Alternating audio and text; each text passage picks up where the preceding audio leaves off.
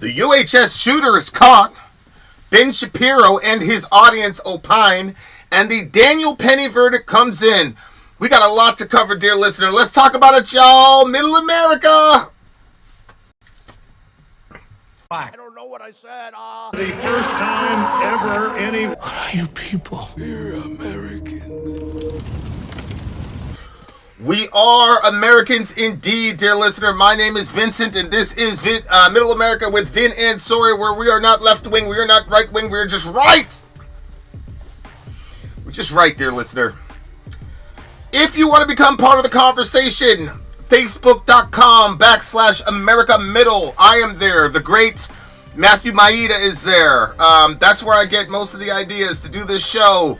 It's all there. So you can come on. I just want to let you know it's a free speech environment. So if somebody says something that you don't like, I don't want to be trite. I don't want to dismiss your traumas or your triggers or whatever. I'm just letting you know it's a free speech environment. We try to be as respectful as possible. We try to love our neighbor as ourselves. But as you know, the free speech thing is a double-edged sword. So please proceed with caution. Having said that, dear listener, we got a lot of things to cover. Unless you're living under a rock, we all saw the terrible video of the guy's name, I guess, was Brian Thompson. He's walking down the street, and then in comes this guy. Looks like some sort of suppressed pistol that he had to recycle because of sedimentary stuff, blah, blah, blah, blah, blah. But apparently he shot him 3 times, one in the calf, one through he had through in his back, through his chest, I think. I don't know. Long story short, this man is deceased. And because he was the CEO of, let's just be honest, the most larcenous insurance company in the world, it appears, a lot of people in the country just do not seem to have a lot of empathy for this man. And I'm one of them. I do not believe as a Christian you can in any way, shape, or form advocate for or celebrate executions. But I will tell you this. Osama bin Laden was responsible for the death of my aunt and other people that are very, very important to me, ostensibly. He was directly responsible for the death of my aunt. And then ostensibly responsible for the death of some people that are very dear to me. I felt more empathy for bin Laden when we got to him than I feel about this CEO. I do. Ben, the editor, says, I don't condone what happened, but I will not cry. Yeah. I genuinely mean that. I shed a tear and said a little prayer for Mr. bin Laden when I got the text. So, yeah, I had a lot more, because I can understand bin Laden more than I can understand this guy. I can understand a person saying, hey, I'm a billionaire, I could live a cushy life, but you know what? I'm going to get in the middle of the shit because I don't want people in my world to be oppressed. Whether or not you agree with his tactics, whether or not you agree with anything that he did, you have to respect that, especially as a man. But this whole thing where you're denying nausea medication for 5-year-olds on chemo or whatever it was, I don't have a lot of pity for him. I'm sorry, dear listener. I'm not even going to say that to you because I'm not sorry. I'm not sorry at all. I'm just being real with you guys. That's how I feel about it. But again, as a Christian, I am not saying this is a good thing. I'm not saying this is something that should be replicated. I'm simply saying that it's very difficult for me to mount up much compassion for a person and a family that enrich themselves on the genuine material harm and suffering that is done on the ground, particularly to women and children. You know how I am with that. You know, usually I say, look, if you're a man, just suck it up and deal with it. But now I've got kids. So if something happened to me, they'd have to suck it up and deal with it. You know what I'm saying? It's not just me as a man. I'm connected to a family. And it just didn't happen. I want to believe there will be several mistrials for the same reason. This Ivy Leaguer knows not to say a thing, and I bet he monitored the memes and jokes online, was very happy for what may be his last week of freedom. If he goes to prison, I believe he'll get a hero's welcome. Yeah, he's absolutely going to get a hero's welcome. He's going to get it. Speaking of which, dear listener, if you want to get a lay of the land, and if you want to see why I believe he's going to get a hero's welcome, is look at this. Release my nigga. Release my nigga. Okay, so that's supposed to be Feliz Navidad. Okay, what's going on, Oil? Listen. Here go this black woman. Okay, here go this black woman with her black baby, right? And there go Luigi. Luigi's the guy that we're supposed to believe did this killing, right? Look at what this woman is doing in this. Release my nigga. Release my nigga. Okay, look, maybe it's in poor taste, maybe it's horrible, okay? I'm just giving y'all the lay of the land, dear listener. I'm just a reporter. Don't shoot the messenger. All right. Now that we got out of the fun and games, we do have to get serious. Mr. Ben Shapiro is giving his download as to what happened, what his perspective is, etc., etc. Hit the like button, like, share, comment, subscribe, people. We got a lot. You guys got to strap in. It's time to do some work. We need to do some work for the homie. Okay. I think so, Don. I think so. I don't think you're up on Middle America. Which one? We're not on Middle America? I don't think so. Am I on Vintage Story? I was like, why are so many people on there? Let me see. Nah, we got 13 and we got 14. We're good. False. Fake news. Okay, guys. So y'all saw that the black lady do the song, right? Release my nigga. And the dude is white. He's Italian as all hell. But this is, see, we're a big tent over here in the black culture. We're a big tent over here. As long as you do some nigga shit, we're gonna, that's just what it is. It is what it is. All right, thank you, Ben, the editor, for confirming. All you beautiful people on Skype or X, I see you. Like, share, comment, subscribe. How do I get you beautiful people over here? Anyway, all right, guys, we're going to check out Ben Shapiro. Ben Shapiro is going to explain to us everything relative to this situation and how we should be thinking and who he blames for the reaction in the country. Let's do it. This is entitled The Evil Revolutionary. Well, folks, we have updates in the search for the murderer of the United... He calls it the Evil Revolutionary Left. The Evil Revolutionary Left cheers murder. That's what he said. So let's start. Let's start, shall we? Healthcare CEO Brian Thompson, he was, of course, on Wednesday, and there are some pretty deep ramifications for American society and all this. We'll get to that in a moment. First, time is running out. Daily Wire Plus is 50% off, but not enforcement officials. Some of those words are commonly associated with tactics insurers use to avoid paying claims. Investigators believe that the suspect may be staying or may have stayed at a hostel on Manhattan's Upper West Side. The NYPD. So that's the stuff you put on the bullet, deflect something, defend, whatever. It's the way insurance companies just take your money and then, we don't have to pay it out. You've been paying in these ridiculous premiums, and when you really need them, we're going to jack you on it. We continue. Hasn't publicly identified the person who ambushed Brian Thompson. However, they have released an image of the person, quote-unquote, wanted for questioning. They released his face. He's smiling and wearing a hood in one of the photos as he appears to lean on a counter. Authorities are offering up a reward of up to 10. Yeah, that dude was a handsome bastard, too. You can't lie about it. Okay, no Diddy, but he was a handsome bastard. That boy could have been, he could have been in Manhattan on the runway, but he out here, hey. $1,000 for information leading to an arrest in the case. The real question in all of this is how... Nigga, I'm too black for BET. You know that. Too black for BET. I'm about to put that in my next rhyme. We continue. Americans respond. So Taylor Lorenz, we talked about her yesterday. She is a psychotic former reporter for the Washington Post and the New York Times. she's totally insane. She was insane on COVID. She was insane when it came to the supposed predations of people on the right who ought to, she said, be shut out of media and particularly social media. Well, yeah, I mean, Taylor Lorenz is, she's Taylor Lorenz. I truly don't understand, like, what role she plays in society or I mean, she's a journalist, I guess. I honestly don't know. Like, no disrespect to Taylor Lorenz, but I don't really know much about her other than her crying in that interview. Well, now she is full-scale rallying in favor of the murderer. So she tweeted yesterday on Blue Sky, which is a weird left-wing echo chamber form of Twitter.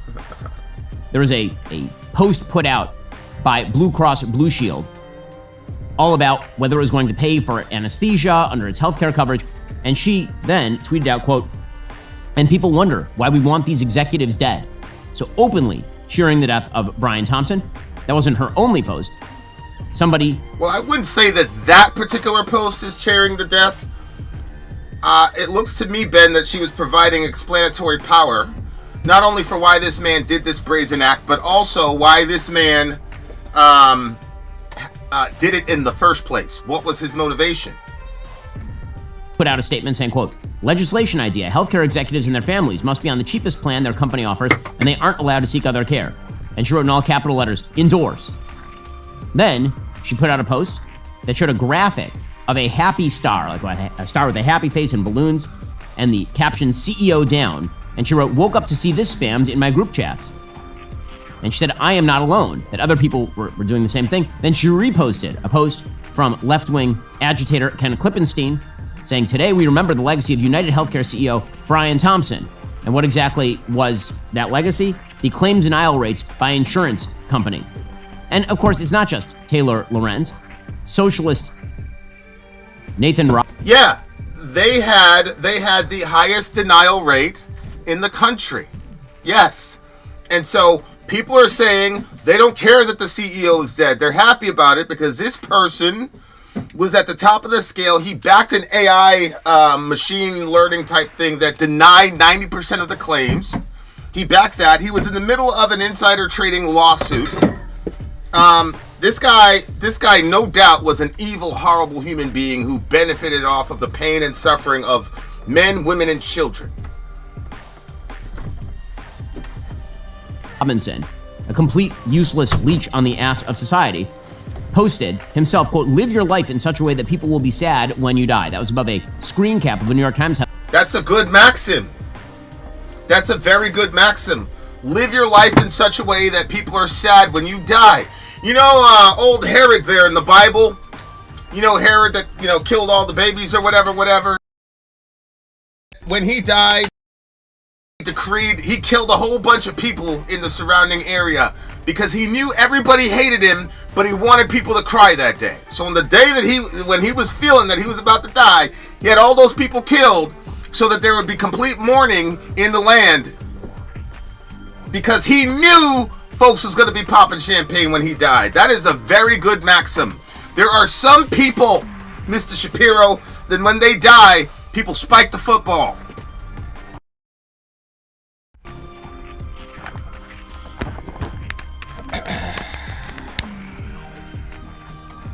Just going to let that one sit for a little bit. Just going to let that sit for a second, Shapiro. We continue. Line that said, "Torrent of hate for health insurance industry follows CEO's killing."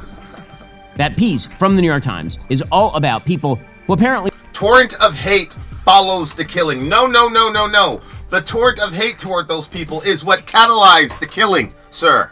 The hate came first. There's a reason people hate these people. were perfectly fine with the murder of Brian Thompson on the streets of New York City. According to the New York Times, none of this stopped social media commentators from leaping to conclusions and showing a blatant lack of sympathy over the death of a man who is a husband and father of 2 children. Thoughts and deductibles to the family, read one comment underneath a video of the shooting posted online by CNN. Unfortunately, my condolences are out of network. A TikTok user wrote, quote, "I'm an ER nurse, and the things I've seen dying patients get denied for by insurance, it makes me physically sick. I just can't feel sympathy for him because of all those patients and their families." And these sorts of messages were incredibly common across the internet. Right. That's a woman on the front lines who has dedicated her life to helping people, and then she's got medication or whatever that can help people that she can't administer because of these insurance companies, Mr. Shapiro. Wow.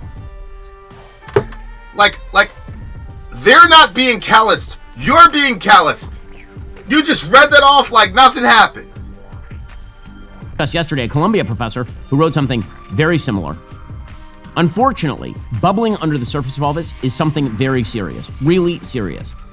What is that serious thing? The revolutionary left is creeping into the mainstream. Yesterday, we talked about liberals versus the left. Liberals are people who disagree with me on public policy, but aren't in favor of, the murder of their opponents. The left is a different thing. The shooting of Thompson has unleashed a wave of evil from members of the left. Thompson was not a criminal. He wasn't even an advocate of... Because what he did was within the confines of the law, is what he's saying? Yeah, He was and able to because find the he's a loopholes? CEO of a multi-billion-dollar company that has millionaire lawyers on retainer, he was not a criminal? But he treated that boy that was on chemo? Was that him directly or his organization? Hoyle is right. All he had to do was repent, then he'd be forgiven. Correct. Just repent, bro. You missed it, but I wanted you to see something. Where are we at? 416. Look at this. Look at this. Here's what people are publishing out there on the internet right now. Release my nigga. Release my nigga. Release him, Lord. Release him. Who's that? Oh, that's Luigi. Yeah. That's Luigi. So wait, they're posting to release him. Why? Because everybody's you know how when dudes in the hood get jammed up, they're like, yo, free my nigga, bro. Free him. Free Vaughn. Free Vaughn. Wait, they're doing this because people are basically saying he was on our side, this person, because he's telling you of shouldn't course, man. Ain't no love for them do that. He's people. looking like a Robin Hood or something. Ain't no love for them people. Listen, bro. Listen, Mr. Middle America. Listen to me. I don't really dabble in the Those lyrics. I don't really dabble in the insurance stuff. But my wife is currently caring for an individual. What they have, like 3 adopted kids? 5 adopted kids. 5 adopted kids. Okay. And this dude, in a random act of violence, he gets killed. And now this woman has to bury her husband, and she's got all these kids. And the insurance, what were the insurance doing? They're just. She didn't have a paragraph here. You have to rewrite this report. You got to do this. Something You was got to do written that. on 2 lines instead of 1. It was so 2 that's lines. a problem. That's why we're not going to give you your money. Blah blah blah blah blah. What recourse does that single mother have, Mr. Shapiro? Yeah, there's a lot more details, but it's her personal information, so I'm not. Not gonna our say story it. to tell. Yeah, it's really really really crazy because somebody intruded on their space, but because within the insurance laws the person had a weapon on them, and when the person entered their vehicle with a weapon, they said, oh, the person had a weapon when they came in your vehicle, so you're not going to get covered because you didn't say that a weapon would be present. Nobody carried weapons in her family. Why would she think somebody was going to break into the vehicle like that? So the insurance, left and right, all these different things, it's just fight nonstop with them. It's horrible. It's horrible insane. the way she's being treated. It's insane. You're gonna do that to a single mother with 5 fucking kids? She adopted? And now we supposed to feel bad for this guy? Fuck yes, he's a criminal.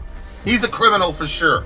I don't give a I don't care about the fact that, oh, he's got $1 million lawyers on retainer, so this single mom with 5 kids can't fuck with him on the court side. It's actually 6. She adopted 6, and then she's got her own. So she's Disgusting got a total of 7. people. Disgusting people. Hell no, I don't feel bad for him, bro. I don't got no pity for that man. Rest in piss. Whatever. Well, folks, we have updates in the search for the murderer of the United Healthcare justified in murdering who wrote something very similar. Unfortunately, bubbling under the surface of all this is something very serious, really serious.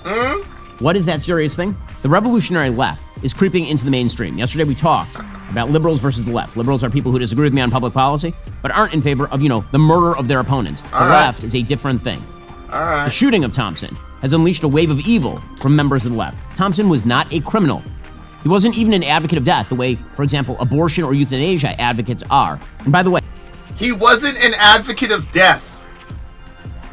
It just so happened that he made his millions off of the pain and suffering of millions of Americans.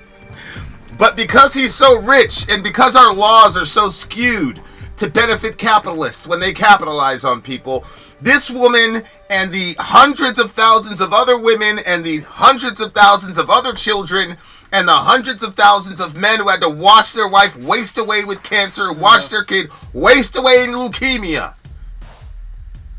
And imagine, you've been paying into this insurance to feel that level of, like, whenever I would go in for a delivery and it was really bad, and you should see the way he suffers while I'm suffering. And that's completely, that's just natural. That. I'm not suffering. She's the one that's suffering.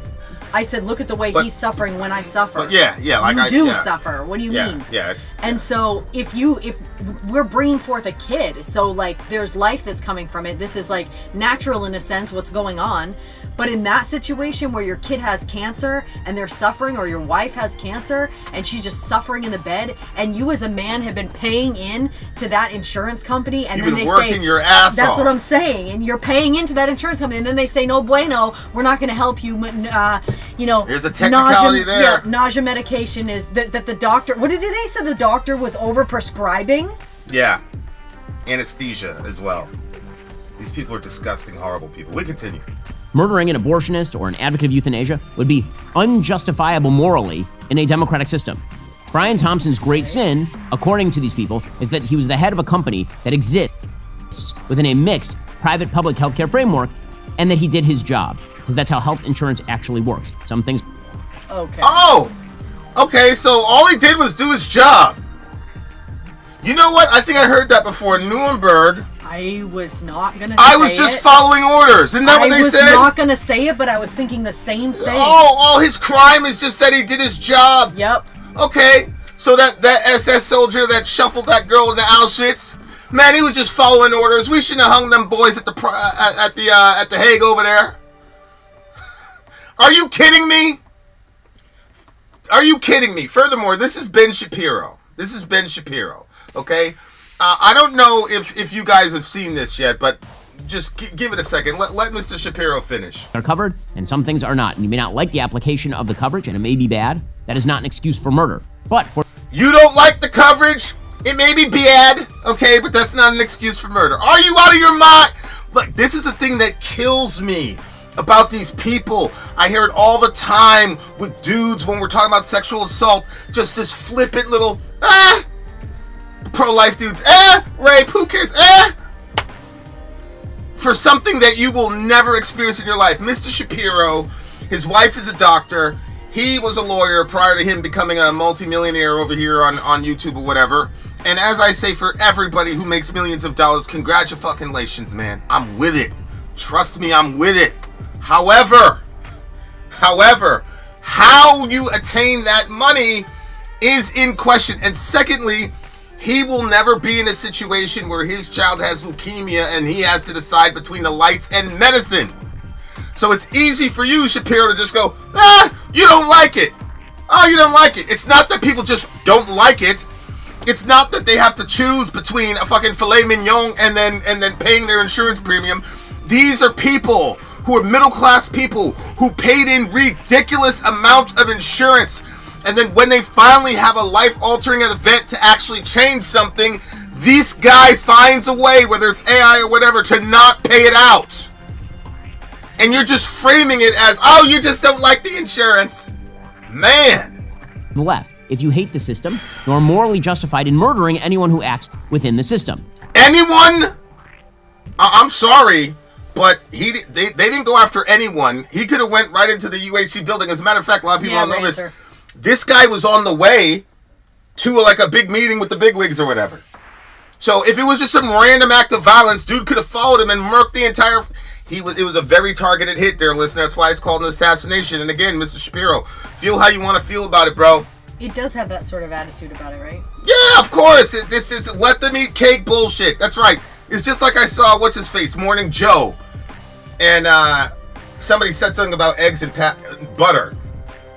He goes, what is it? It's like gold-plated butter? What are we talking about here? He had no idea. He had no idea. He didn't know. So Morning Joe was up there telling us that the economy was fine, the inflation is a talking point. He didn't even know how much butter costs there, listener. How much you want to bet Morning Joe doesn't do his own shopping? How much you want to bet? These people are insane. And this is why you need to listen to Marx. Because whether or not you agree or disagree with Marx, he predicted that this would happen. And it will continue to happen unless these exigencies are resolved. That means that if, like one Bernie Sanders follower did, you believe that private healthcare kills Americans, you can go around murdering Congress people. I know we buried that one. The media pretended it never happened. Steve Scalise is still limping. False analogy. Steve Scalise is not at the tip of the spear of an organization that routinely robs poor people and abandons them in their time of need, Mr. Shapiro. This is a very calculated hit on a guy that is responsible for the pain and suffering of a lot of Americans. Today, because he was nearly shot to death by a Bernie Sanders fan who believed that being part of the quote-unquote system that didn't nationalize healthcare meant you were a murderer. This stuff means that if you don't like that health insurers often deny coverage for certain pre-existing conditions or non-coverage... If you don't like, the dude just got killed because we don't like it. Millions of Americans are celebrating this man's death just because we don't like something. Like, you were cooking the glaze for the ham, and I said, is there any mustard in it? And you said yes. I said, I don't want it then. It's just like that. You don't like it, so now you out here murking people. Is that what it is? That's what drives a 26-year-old handsome young man, no Diddy? That boy's fine as hell. You see him? He's got the very sharp, symmetrical lines. We continue. That boy just threw his whole life away. Doctors or medication. You can then murder the CEO of a health insurance company. This is revolutionary leftist evil. And it's evil for a couple of reasons. First, violence is not justified in a democracy where your say is part of the process. This is why democracies are generally good, because they outsource the violence to the government. Revolution. But when you make arguments about gun control, you say, well, if we call the cops, they're not going to get there in time. Isn't that what you say? That's what you say. That's your argument. I think it's a sound argument, Mr. Shapiro. But if it's good for the goose, it's good for the gander. To overthrow tyranny is justified, but tyranny has to be actually real, and violence has to be the last resort. Tyranny has to be real, and violence has to be the last resort. Says who? And secondly, Mr. Shapiro, who is the determiner as to what oppression and tyranny actually is? Who determines that? I wonder, what the fuck did we have a Revolutionary War about? That's right, taxes! Taxes, dear listener. Taxes. Them white folks went to war over some taxes. Mm-hmm. And we never stopped celebrating it either. We celebrate that act of violence every 4th of July. Exactly. When our forefathers went in there and killed a whole bunch of British cops. Mm-hmm. In broad daylight because they were taxing Thomas Jefferson's capital that he was getting on the backs of African people. The hypocrisy of right-wing media is insane to me. Like, this kind of right-wing media is insane to me. How hypocritical these people are. The forefathers of this country went to entire jihad. We completely changed the norms of the day. And we called that tyranny. But you're saying somebody who puts thousands of dollars into insurance premiums that they do not have. And then the company screws them over. And because the company is backed by lawyers with millions of dollars in retainer, that woman has no fucking shot at getting any justice whatsoever. And then when we try to implement something like a Bernie Sanders type thing, you're the first one to call it socialism. So let me get this straight. So you want this system to continue unabated and without consequence. You should read your Marx. You should read your Marx. You should read your Marx. Public policy in California. So I picked up my family and my company and we left. Okay, tyranny is not real in the case of healthcare in the United States. You're wrong. It's just tyranny that you don't feel. Much like the rich people in the pre-revolution days, a lot of those rich folks didn't want to do jihad. A lot of those rich folks were loyalists. You know why? Because they were comfortable. They were comfortable, they were fine, and they didn't worry about paying taxes. What am I going to strap up a musket for and go kill people? For what? Mm-hmm. Rich people always think that the way everything is going is fine. That's why Americans, like prior to 9/11, Americans were just like hopping and skipping through the world like nothing was going on. This shit is incredible, bruh. Just the lack of the ability to understand what the fuck is going on in the human mind. Good Lord. And violence is not being used as last resort in this particular case. How do you know that? How many I'm sorry, but this insurance bullshit has been going on for 50, 60 years, Mr. Shapiro. Yeah. And this is the first time we've heard about something like that. So I'm sorry. I'm going to say that dude did wait till the last resort. It was well overdue in some minds. Perceive America to be a tyranny and violence to be the proper response. That is a call for unending violence until the system itself is changed. No, it's not unending violence, because even though the insurance CEOs don't value the lives of their customers, they do value their own lives.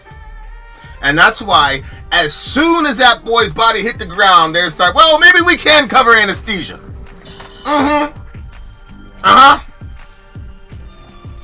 It's a call for revolution. When you say it's okay to murder CEOs on the street, that is a call for revolution. Second, violence against members of private industry, that isn't even a protest of public policy. Let's be fair about this. That isn't even shooting politicians, which would be evil enough. It's even a different level of evil, because it's a protest against the very system of free markets themselves. Brian Thompson Hold on, let me finish it. Isn't responsible for America's healthcare system any more than the head of CVS is responsible for America's trade system. Oh, there's an equivalency between an insurance guy and CVS. Because when I go to CVS and I put money on the counter, I get the product immediately. They don't say, okay, come back tomorrow and we'll get you the product after you spend all this money. And then I show up and they come up with some reason for why they can't give me my product. I say, okay, well then give me my money back. Oh, no. We're running a business here. And you're saying that that's not tyranny? It is tyranny, because these companies have bought the government, sir. They've bought the government. So it is tyranny, because this girl is in a systemic loop where she will never get justice. And you're not going to press these people to do it. I promise you, dear listener, you watch what happens with these insurance companies after this. You guys are playing around. You should have had Bernie Sanders in there. If you'd had Bernie Sanders in here, you'd be alive today. You got Malcolm because you wouldn't take... you wouldn't take Martin. There's a bunch of Martins saying, come on, let's fix this insurance thing. You can't keep robbing people. You told them to let them eat cake. Okay, well, you can eat these then. That's what they said to you, bro. I'm sorry. I mean, did you say that wasn't it on the casings of the bullets? Oh, yeah. It was the name of that book? Yeah. Directing hatred against Brian Thompson is not about shaping public policy, because you could shoot every CEO in America and it wouldn't shape public policy. Yes, it would. They already made some movements. They already made some moves based off it. You should read your Bible. After Job's first temptation, Jesus said, skin for skin, a man will do anything to protect his own life. So take it from Satan, your cousin, Mr. Shapiro. Trust me, policy is going to change. It's going to change, I promise you that. You want to know how I know it's going to change? Look at this. All right, so I did this with... that girl looks possessed. I did this with... what's his face? Talk to the people. I'm gonna do a random copy paste of Ben Shapiro's own audience in response to this video. Oh, really? Okay. All right. Well, that'll be on the way momentarily. I have no... Oh, shocking targeted attack, man. If you want to shut up. I couldn't believe it when I read the letter that was written from... It sounded like it was written from a doctor to the insurance company. Oh, yeah. It was just absolutely heartbreaking. This I'm just taking and a random... level... What stuck out to me too was the level of frustration on the side of the doctor, because a doctor usually keeps stuff like professional. Yep. But like he was coming unglued over the topic, and that to me was like, okay, this is a frustration and a pain point that they've been seeing for a very long time. You joined that profession because you want to help people. And then you've got the medication or the procedure that can help someone, but they can't, and you know they've been paying in. Of course you're going to be mad. Both left and right are cheering. We don't care about your feeling. This is Ben Shapiro's own audience. Wow. Not gonna lie, these comments make me feel patriotic as fuck. He had a wife and a family. Yeah, bro. So did the hundreds of thousands of people who were denied healthcare and died. Yeah. 8,000 likes, 10,000 likes, 7.2 thousand likes. As a conservative, I'm glad that the left and right finally united against a common enemy. Let's hope this becomes a trend. Just because the left likes something doesn't mean you have to instinctively hate it. Wake up and read the room, bro. 12,000 likes. For anyone curious, I have a section that let me view dislikes. There are currently 6,000 likes to 28,000 dislikes. Yeah. Update. 6.7 likes to 46,000 dislikes. We continue over and over and over again. Even your own constituency knows that you're full of it, Mr. Shapiro. They appreciate you for being a self-made millionaire and all that. They appreciate that. They admire that. But you do not understand the mindset of typical Americans. You don't understand. And by the way, hold on. Let me let Mr. Shapiro go ahead. He has no experience of it because of where he's sitting in society. Correct. So he, like you said, what his wife does for a profession, what he makes for money, like it's never gonna. Winston said, "Would Jesus kill that man?" Winston, I'm the wrong person to ask that, bro. Because I believe with 100% conviction that the Lord Jesus killed that man and sent him straight to hell. I'm the wrong person to ask that question. You know, Aslan the lion showed up, and the girl said, "Are you nice?" And Aslan said, "I'm good." He said, the girl said, "Okay, but like, are you nice?" And he said, "I'm good." And she said, "Am I nice?" She says, "Are you nice?" And he said, "Nah, not really. I'm really not that nice." And then she said, "You'd never hurt a child, would you?" And Aslan says, "I have devoured children, women, men, entire villages." Okay? I'm going to show you. I've got an AI picture of the Lord Jesus. It might be a different version of Jesus than you know, my brother, but I promise you, we're going to get to the words of Jesus in a second here, or his brother. We continue. Who would Jesus kill that man? Jesus killed him, for sure.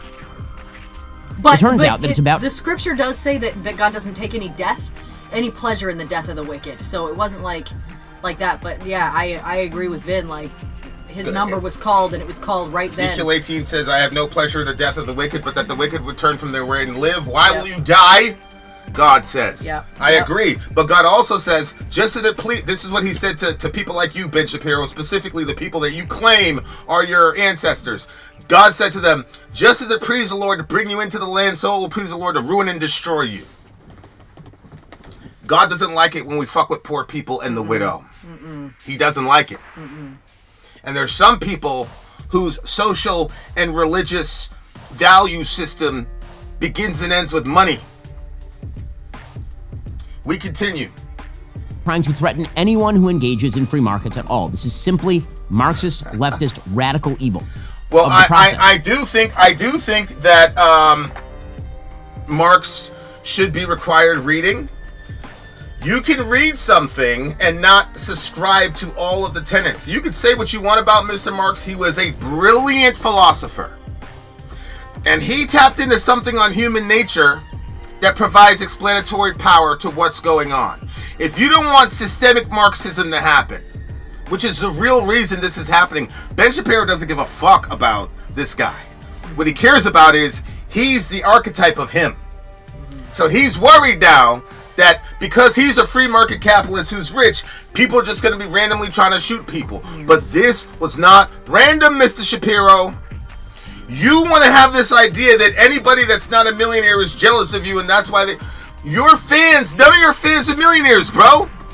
They love you. They're not millionaires, but they're suffering here because of this system. And you saw what they said on your channel. They ratioed you on your own channel twice. Disgusting people. We continue. This is why democracies are generally good, because they outsource the violence to the government. Revolution to overthrow tyranny. Oh, they outsource the violence to the government, and that's why they're good. So let me figure this out. So what did democracy give us during the antebellum period, Mr. Shapiro? See, this is the thing that kills me about this dude, is that he's an Orthodox Jew. So he doesn't believe in secularism. You don't believe in secularism. So you know good and well that if you make money off of exploiting the poor and the widow, that God said he was going to fuck you up for that. He said, I'll leave your wives, widows, and your children orphans. God said that. You know that. That's in your Bible. So stop with this. You're acting like, oh, any random millionaire is up for... Stop it. Stop. When has LeBron James been shot at? That boy's a billionaire. All these Chicago rappers, when they get out of Chicago, they're good. I mean, it's not even debatable. Like, literally, did I misunderstand? On the casing of the bullets, was the name of the book that talks about what the insurance company is doing. Yeah. So I mean, it's very clear what's happening. Clear. Yeah. And aside from that, it's very clear why people are celebrating it. And again, I cannot celebrate it as a Christian, but I'm not going to come here and act like I'm better than I am. I do not feel bad for him. I don't feel bad for his kids. I don't feel bad for his wife. Fuck them all. You know why? You know why? I'll tell you why. We had a mass shooter event last year, and it was right before we came back. You know, we moved down to Florida, so we had a mass shooter event, and one of my kids was with his mother, so he was kind of like dangling out there, and then the rest of my kids were in this room, and I remember, like, oh my God, I got to get to my kid, blah, blah, blah, blah. And I felt, you start feeling that anxiety, but then I had to kind of like be cool because my son was, and people pulling security at the place. I mean, there was a lot of moving parts going on. I'm just like stressed out about my kid. And then this thought came to me. You don't believe that man is going to hurt your son. You believe you're going to get to your son in time, and you believe if there's a confrontation with that dude that you're going to come out on the positive side, that you believe all that shit. What about the Palestinian dad right now? In the middle of an active shooter event, God said to me, yeah, it's bad about but what about a Palestinian family? What about a Palestinian father? I said, God, man, that was really, really harsh. I mean, you're literally in the middle of a crisis. People are dropping like flies that night. I don't give a fuck. God held me to a higher standard. He said, yup, I'm going to take care of your kid, but make sure you keep your focus on the main thing. Americans love to prioritize our pain, our suffering, our fill in the blank, and we never think about other people. No. Our kids are so precious. Fuck the rest of the kids of everybody else in the world. My wife is so beautiful and precious. Fuck that Palestinian lady. I don't care about her. Nah, bro. God wouldn't let me get away with that. He wouldn't let me get away with that. He said, pray for them Palestinian kids. I don't want to hear nothing about your kids tonight. You're gonna go ahead and help them. I don't want to hear nothing about your kids. Talk to me about the Palestinian kids and their parents. You want me to have sympathy for this man and his family? Stop it, man. I love Jesus. I follow him, but I'm not him. We continue. Is justified, but tyranny has to be actually real, and violence has to be the last. As defined by you. You get to define what tyranny is. Your own audience is telling you what tyranny is, Mr. Shapiro. Resort. I didn't like public policy in California, so I picked up my family and my company, and we left. You didn't like it? Are you listening to this, man? I mean, what I noticed might be different than what you noticed. What did you notice? Does a person like or dislike leukemia? And he could just pick up and move himself and... But the analogy is crazy. Oh, yeah, you didn't like the environment because there's too many liberals, so you took your millions and you went to Florida, Texas, whatever the fuck. That's equivalent to my kid is dying of leukemia and I've spent $10,000 on this premium and now you're trying to G me out the money, so I got to watch my kid die and he throws up every 2 seconds because you're not going to get him insurance? But I bought the insurance, but now he's not going to be covered?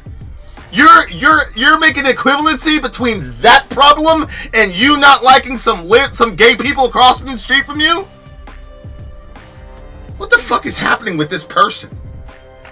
Like, what is happening with this person? Co-host Matt Walsh explained that away already. Apparently, we're all ambivalent about his death just because the dude was white. I don't give a fuck if that boy was black as tar. I don't care. Everybody would have loved that dude. Black, white, red, whatever. Okay, tyranny is not real in the case of healthcare in the United States. And violence Disagree. is not being used as last resort in this particular case. The arrogance of these people. I just don't understand how he's not seeing the violence that is being put on these people based off of their denial of these people's insurance claims. Like, you're inciting violence on these people because what do you think, that child was just, calmly throwing up from the nausea? He was probably violently throwing up. There was that other lady that she needed like a lung transplant. She couldn't get it because the insurance bailed on it. It's like people are literally dying and in horrible ways. No anesthesia is going on. Like, this is crazy. I can't even imagine, because that's the thing. When we go to the doctors, I'm always thinking, okay, well, you know what? Sky's the limit. Whatever I need, I'll get it. But like, what? Can you imagine if people can't? Or you have to watch your kid suffer through, like, I don't even friggin' watch the commercials that come on for, the hospital for the kids. I skip them. And I just say, Lord, you have to help those people. I can't even watch them. Never mind if that's your own kid. And then on top of that, there's not even like let's face it. I took nausea medication when I was pregnant. It didn't really help a whole lot. Like, I don't know how much it helps a chemo patient, but I'm sure it does something. And you want to take even that away from him? Chemo is extremely harsh. The friend that I had that died of cancer didn't die from cancer. He died from the chemo. The chemo killed him. That's why my grandfather said I don't want to do it anymore. Chemo killed him. And you want to... A little kid? A little kid?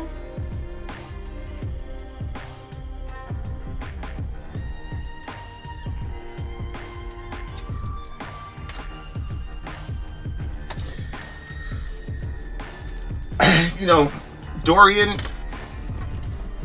my oldest is he's a capitalist through and through. Me and him have had knockdown, drag out arguments.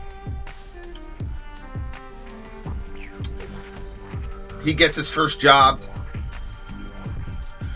I go up in the mailbox. There's this thing from St. Jude's with his name on it. I said, Dorian, you got mail? He goes, oh, okay. I'm like, what is this St. Jude's thing? He's like, yeah. I sent some of my check to St. Jude's. The kids with cancer or whatever. And when I get discouraged about the world, I think about shit like that. Somebody did not give this man basic lessons in compassion. There's something really, truly broken in this man. And if I was a better man, I would feel bad for him. If you perceive America to be a tyranny and violence to be the proper response, that is a call for unending violence until the system itself is changed. It's a call for revolution. When you say it's okay to murder CEOs on the street, that is a call for revolution. Mm-hmm. Second, violence against members of private industry, that isn't even a protest of public policy. Let's be fair about this. Yes, it is. It is a protest of the public policy of rich people being able to use the levers of power, control, and the law to make sure that they continue to set themselves in Class A while all their constituencies are in Class B through D. Because the facts are, if the insurance company denies you, what are you going to do? Go get a lawyer now? Now you're going to start fighting an insurance agency in the court system? Like, that's laughable. I don't even think that would even work for anybody. Because I'm sure they have lawyers on that know what shiesty business they're doing, and they're going to back them up. So you've literally tied the hands of every American that's in this situation and say, no, now watch your family die, watch your family suffer, watch this, watch that, and do nothing. There's nothing. When you tie people's hands to that degree, and the only thing that they can do is hold a gun, well, then what do you expect from people? People are not going to be able to withstand that forever. Like, eventually people fight back. Eventually revolutions happen. And those happen because of tyranny and because you haven't allowed people to really be human. I mean, this is basic. What? Even shooting politicians, which would be evil enough. It's even a different level of evil because it's a protest against the very system of free markets themselves. Brian Thompson isn't responsible for America's healthcare system any more than the head of CVS is responsible for America's trade system. Directing hatred against Brian Thompson. We are not saying that he made it, dummy. We are saying that he exploited it. You cannot be this dense. Nobody believes that he constructed the system, sir. What everybody, including your own followers, believe is that he read the tea leaves of the system and said, how can I jerk the most money out of this poor person without helping them? Dummy! What a ridiculous thing to say. It's 2024. Nobody built any of the systems that are being dealt with right now. That's not the argument. The argument is the system is weighted in such a way as to get people who are financially well off in a situation where they will always remain that way, and then you have other people in classes that will never be able to get recourse because they can afford $1 million lawyers, and these people have to pay for leukemia meds, sir. God almighty.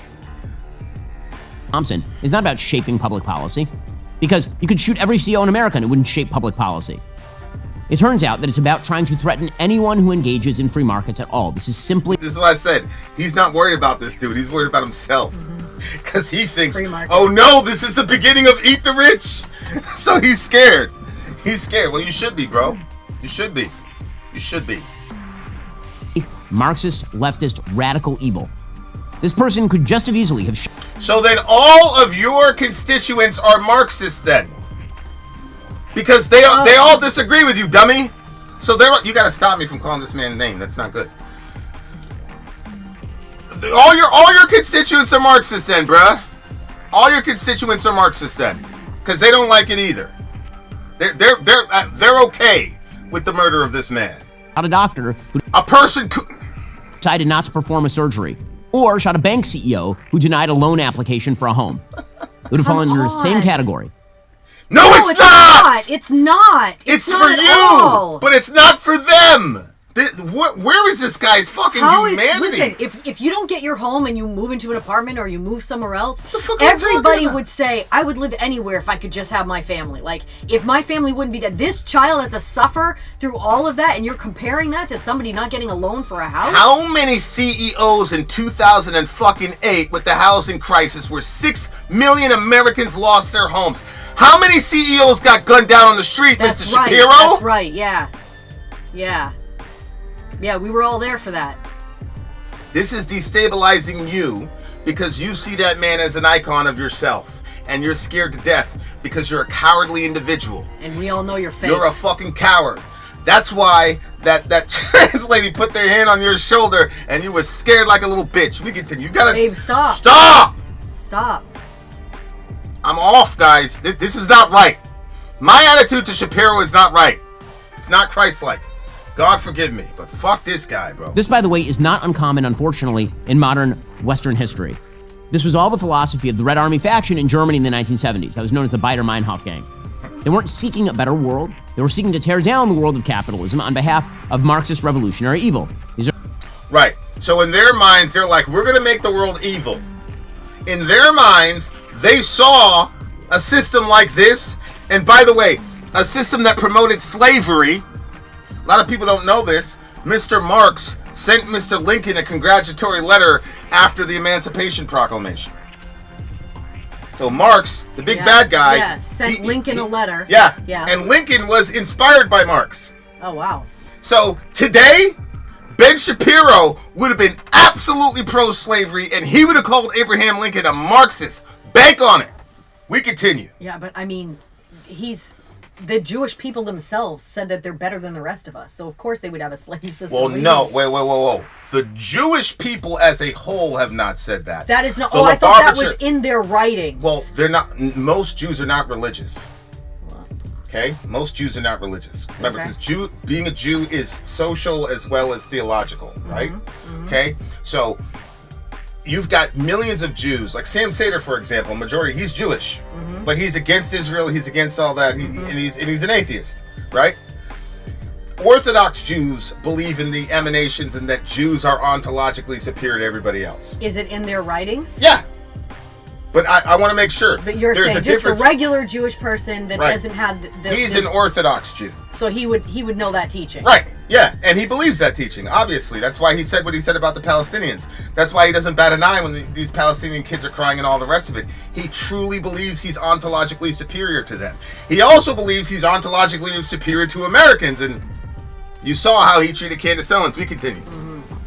People who routinely quoted Herbar Marcuse and Antonio Gramsci. They called for revolution. Ulrike Meinhof, a left-wing radical journalist. Who are the only people that don't like revolution? Tyrant? You ever thought about that? Hey, Mr. Shapiro, do you honestly believe that British soldier, when he was out there patrolling the 13 colonies, do you think he thought he was an evil person? Let me ask you a question. Do you think that British soldier did anything even remotely close to a child what these insurance companies have done to children, have done to women, have done to men? I don't have any dog in this fight. I've never been fucked by an insurance company. My problem is this lady and the horrific tragedy she faced and the fact that you guys are trying to nickel and dime this woman in the worst moment of her life. Led the way. She famously said, quote, protest is when I say this does not please me. Resistance is when I ensure what... What they're doing is they said because the obituary, like they don't call it the obituary, when they do the death certificate, whatever. Yeah, it was put on two. It was written on. The insurance company said because the information was written on 2 lines instead of 1, that the only way for them to possibly cover it is that they're going to have to hire a private person that's going to come in and is going to do another autopsy and then rewrite it on the 1 line. So she has to drag through all that stuff again because it's written on 1 line instead of 2. It's just incredible. Meanwhile, her kids need food. This needs to happen. That needs to happen. That needs to happen. Does not please me occurs no more. And that language, they weren't seeking a better world. They were seeking to tear down the world of capitalism on behalf of Marxist revolutionary evil. These are people who routinely quoted Herbar Marcuse and Antonio Gramsci. They called for revolution. Ulrike Meinhof, a left-wing radical journalist, led the way. She famously said, quote, protest is when I say this does not please me. Resistance is when I ensure what does not please me occurs no more. That's the American way, Ben! You can't say... Hey, you cannot argue for the Second Amendment, Ben, and then be anti-revolutionary. I'm sorry, bro. Yeah. I apologize to you. But you're one of them people that celebrated that there are more guns in America than people. You're one of those people. Okay. Well, this man feels oppressed by this guy who's doing this and is being covered by the government. So he went out and did his thing. Yeah, there needs to be a healthcare revolution, Ben, because maybe Americans are tired and sick and tired of seeing kids getting thrown to the wayside and women getting fucked up over this shit. You know, we're about to lose Roe v. Wade. Inshallah, we get rid of this scourge of abortion. What that means, though, is we need more intensified attention to women. And women need to be doubly and triply insured. If we're going to do this, there's some practical shit that people on the right need to be championing. And our healthcare system has got to be skewed toward these women because we're about to enter into an entire shift of the culture. And you want to take abortion away from these people who are terrified about an economic reality. And you now look at a situation like this and you can't see the connection. You can't see how a 16-year-old would say, well, shit, I just saw my brother waste away from all this horrible shit. And if I bring another kid into the world, they're going to be like this because we obviously have it in the genetics. Yeah. Think! That's what happens when you look at the pro-life issue as a concept instead of people. Dear listener, every time I talk about this subject, I see people. So I've talked with them, cried with them, all that shit. Yelled at them, they've yelled at me, they spit at me, all types of shit. And I remember all of it. This guy has never been on the ground with these girls. He has no idea what the fuck is going on in their heads. But this is just insane to me. That this guy is like, well, it's not revolution, we gotta chill out. Blah, blah, blah. And that language is replete with echoes in today's society, from college campuses to left-wing media. That philosophy led the biter mind. And right-wing media. Did you notice your comment section, Mr. Shapiro? It was almost as bad as Kamala's comment section. I couldn't find one positive thing in your little YouTube thing. Something is shifting in this country, man. Yep. It's not only happening with people like Anna Kasparian. It's also happening with people that follow this guy. Because as recently as 2020, the minute you throw Marxists out there, the right-wing mind would just shut down completely. And that's not working anymore. It's not working anymore. It's just like how the whole fascist thing doesn't work anymore. Nobody fucking cares. Everybody rolls their, oh, that's right, he's a fascist. Okay. And then when you motherfuckers run around talking about, oh, this is Marxism, the audience says, I don't give a fuck what you call it. I'm with the guy. Something is changing in this country. Bless God. Engaged in routine assassination of everyone from industrialists like Hans Martin Schleyer to Dresdner bankhead Jürgen Ponto to American soldiers in Germany. These people also sometimes become the tools of enemy regimes. Baader-Meinhof certainly was. They worked with the Stasi, the East German Stasi. Yeah, I could tell you in tradecraft, it gets talked about all the time. One of the easiest ways to turn somebody into an agent is to find a young, disaffected male between 18 and 36. So yes, our crazy healthcare, I never talk about this, but I always say to myself, if I was going to penetrate America, what would I do? Very simple. Very simple. Very simple. It's not difficult at all. So nobody talks about this, but yeah, there's a giant national security threat because of this, because this is one of the things that's a pain point. And when you look at a region and you're going in there to plant the seeds of revolution or whatever, shout out to Jabhat al-Nusra, by the way. Yeah, them boys, long memory. We'll talk about it later. Serious shit. Shout out to Jabhat al-Nusra, though. Shaitan, but man, Ben Shapiro, bro, you killing me, dog. You killing me. Other Soviet agents to foment chaos, they coordinated with terrorist groups like the Popular Front for the Liberation of Palestine and the Palestine Liberation Organization itself. The origins of Look at this shit. Look at this shit. I live near a military base, so these are people who join the military to literally put their lives on the line, spend time away from their kids, all type of shit. Listen to what MJ is saying.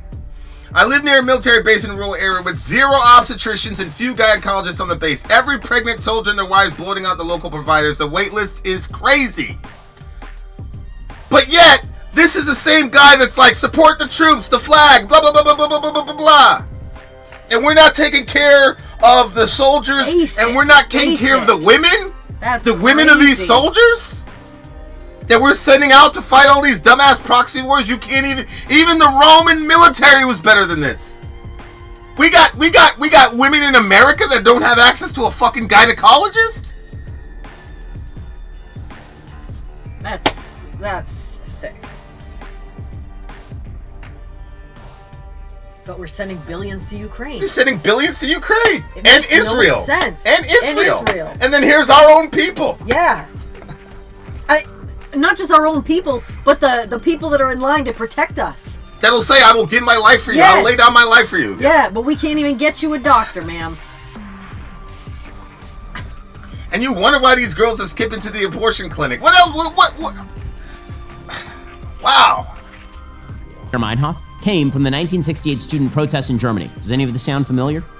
They were Marxist in orientation. They were actually influenced by the 1965 Watts riots in the United States, radical race riots in the United States, in which violence was somehow justified. It was. And these are the same women that qualify for food stamps and WIC if the spouse is below an E6. That means they ain't getting paid shit. Yeah. What were you saying? What were you laughing about? Why? There's just so much crazy shit that he said. Well, the Watts race riots were somehow justified. Well, we had that, and we had the Holy Week uprising, and that's how we got Johnson to sign the bill, sir. So you can think about the violence, or you can think, what the fuck was wrong with our country that these Negroes finally had to get bloody for us to give them basic human rights? You could look at it that way. And by the way, that was after y'all killed Dr. King. FOIA coming in about 2 years. We continue. Allied with radicals all over the globe. They would read Che Guevara. They wrote essays defending the Munich massacre of Israeli Olympians by Palestinian terrorists. Stephen Ost is an author who literally wrote the book on the Baader-Meinhof gang. And he pointed out, quote, the Baader-Meinhof gang drew a measure of support that violent leftists in the United States, like the Weather Underground, never enjoyed. A poll at the time showed a quarter of West Germans under 40 felt sympathy for the gang. 1/10 said they would hide a gang member from the police. prominent intellectuals spoke up for the gang's righteousness, as Germany, even into the 1970s, was still a guilt-ridden society. When the gang started robbing banks, newscasts compared its members to Bonnie and Clyde. Andreas Baader, a charismatic action man indulged in the imagery, told people his favorite movies were Bonnie and Clyde, which had recently come out, and The Battle of Algiers, which is an anti-colonial propaganda piece. If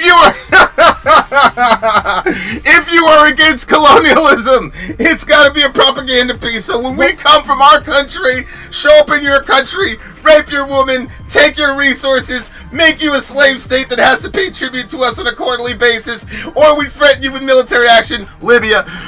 That's just propaganda if you don't like those states of affairs.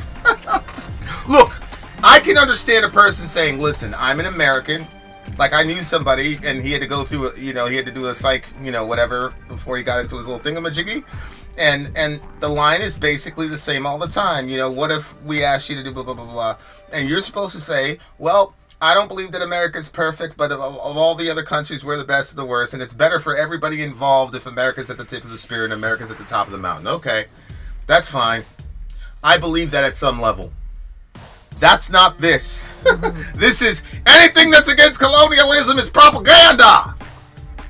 On behalf of actual groups that would end up with an Islamic fascist regime in Algeria. The pop poster of Che Guevara hung on his wall. He paid a designer to make a red army faction logo, a drawing of a machine gun against a red star. So, with all this backdrop, what exactly are we supposed to make of journalists, pseudo-journalists like Taylor Lorenz, or academics like that Columbia professor who proclaimed soft support for the murder of Brian Thompson? Well, I think that we should take it as a leading, bleeding-edge indicator that we are on the verge of something terrible. After all... I agree. You are on the verge of something terrible. Now, I have a couple Jewish friends, Mr. Shapiro. And one of my favorite Jewish friends, his name is Yaakov. And Yaakov, his older brother, his name was Yeshua. And Yaakov wrote us a letter. Here it is. I'm going to read the letter to you, Mr. Shapiro. Come now, you rich! Weep and howl for the miseries, plural, that are coming upon you, plural in the Greek. Your riches have rotted, and your garments are moth-eaten. Your gold and silver have corroded, and their corrosion will be evidence against you and will eat your flesh like fire. Something is definitely coming, Mr. Shapiro. You have laid up treasure in the last days. Behold, watch this, watch it. Behold, the wages of the laborers who mowed your fields, which you kept back by fraud, are crying out against you, and the cries of the harvesters have reached the ear of the Lord of hosts. You know what the Lord of hosts is. Oh boy, I'm going to show you guys about the Lord of hosts. I'm in a mood today. Dear listener. Folks got to die for this shit, bro. I'll talk to you about that in a second. Read this again. Behold, that means look, the wages of the laborers who mowed your fields, which you kept back by fraud, are crying out against you, and the cries of the harvesters have reached the ears of the Lord of hosts. The Lord of hosts is God in his warrior form. Okay? So God shows up sometime in a sheep, lamb-like form. Come on, man, everybody give me a hug. Little kids want to be around him. And sometimes he comes in the form of an absolute warrior, and he will kill motherfuckers. He's done it a lot. That's why when somebody asks me, would Jesus kill that guy? Yes. Yes. He's the Lord of hosts. Out of the Trinity, Jesus is a hothead who will murk you if you disrespect his father. You guys got Jesus in some weird, strange category he doesn't belong in. Okay. You have lived on the earth in luxury and in self-indulgence. You have fattened your hearts in a day of slaughter. You have condemned and murdered the righteous person. He does not resist you because he cannot resist you. Yeah, he can't. That's my Jewish friend, Yaakov. And he put that in the Bible. And that was written specifically for the people that you claim are your ancestors. The only thing I could see in common between you and those claims is your actions. That's it. Genetically, historically, not so much. But this attitude, Yeah. We were going to put capital over people? Yeah. Don't call me an anti-Semite. The person who wrote that was Semitic. And that actually really happened, by the way. You know, the Bible speaks with metaphorical language. Oh, yeah, everybody's getting it today. Listen. A lot of the times the Bible speaks with metaphorical language. I'm going to read y'all something. I'm going to give you guys a little bit of a history lesson. Maybe Ben Shapiro should start reading a little bit more of the Jewish Wars by Josephus there. Look at this. Your riches have rotted and your garments are moth-eaten. Your gold and silver have corroded and their corrosion will be evidence against you and will eat your flesh like fire. Let me tell you guys something. From 67 to 70 AD, there was about a 3.5-year siege against Jerusalem. Jesus had predicted 40 years prior that this was going to happen. So they are surrounded and people would try to escape before things got really, really hectic. And one of the Roman soldiers saw a rich Jewish dude swallow his gold coins, because when you try to leave the city, they do the pat down and take your shit. So this Jewish dude swallows his gold coins so that he can leave and then take care of it later. Well, the soldier saw him do it. This is historical fact. This is Josephus. The soldier saw him do it. So you know what happened? The soldier said, "Come here," and gutted him open alive and took the coins out of his belly. What I just read to you was written 5 years before that event happened. Your riches have rotted and are moth-eaten. Your gold and silver have corroded. Their corrosion will be evidence against you and will eat your flesh like fire. They literally tore dudes open to take the money.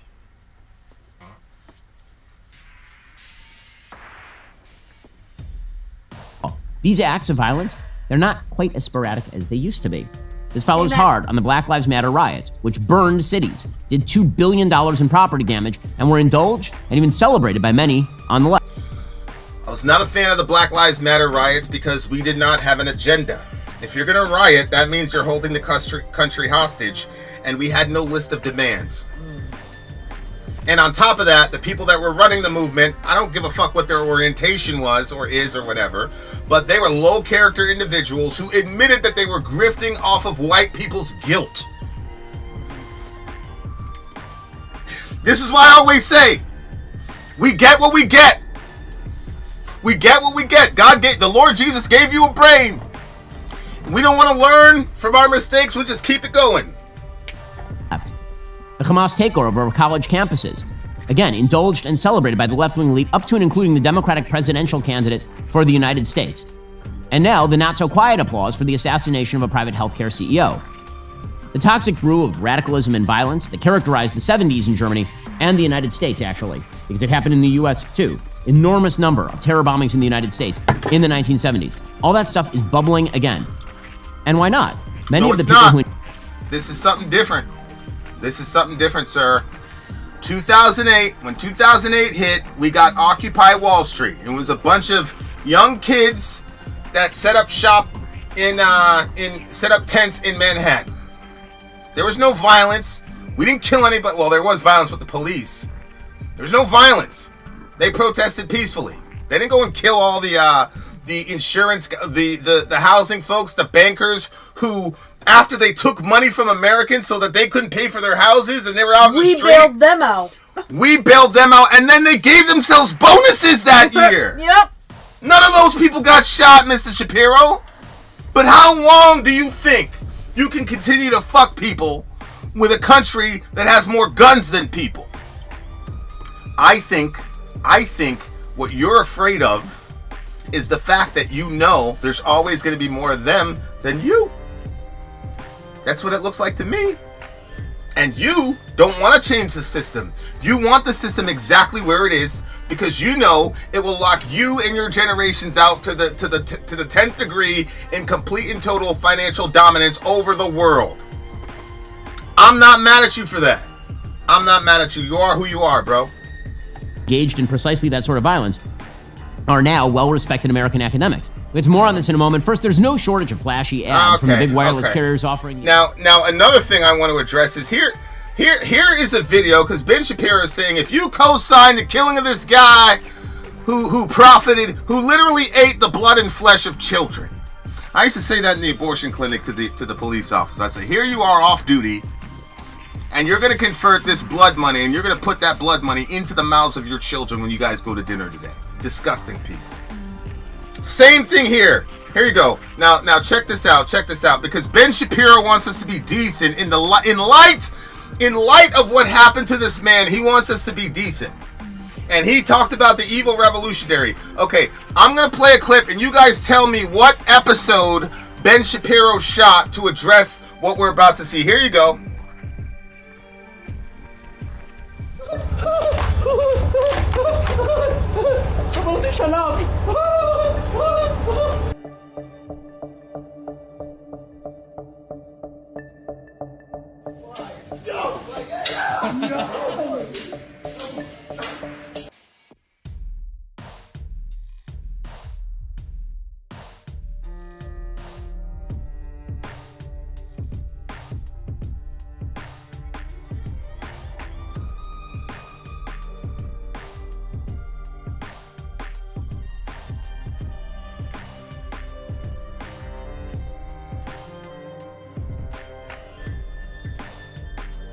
מעולה.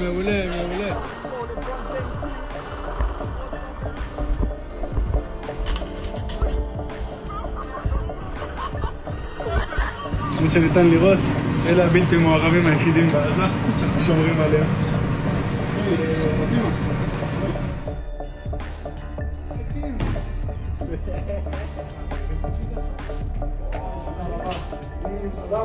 איזה נוח.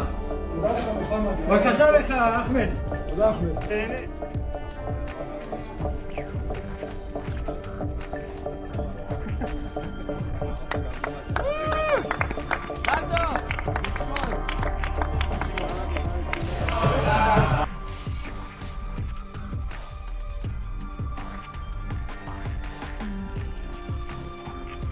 These people did a fake graduation in front of a university they just destroyed.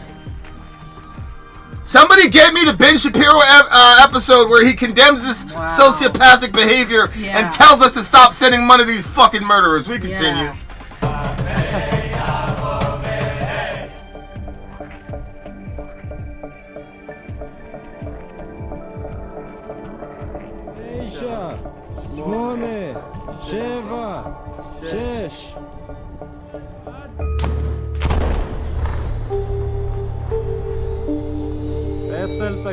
יופי, תראה את החיבור. מי ניצח שמה? מי ניצח?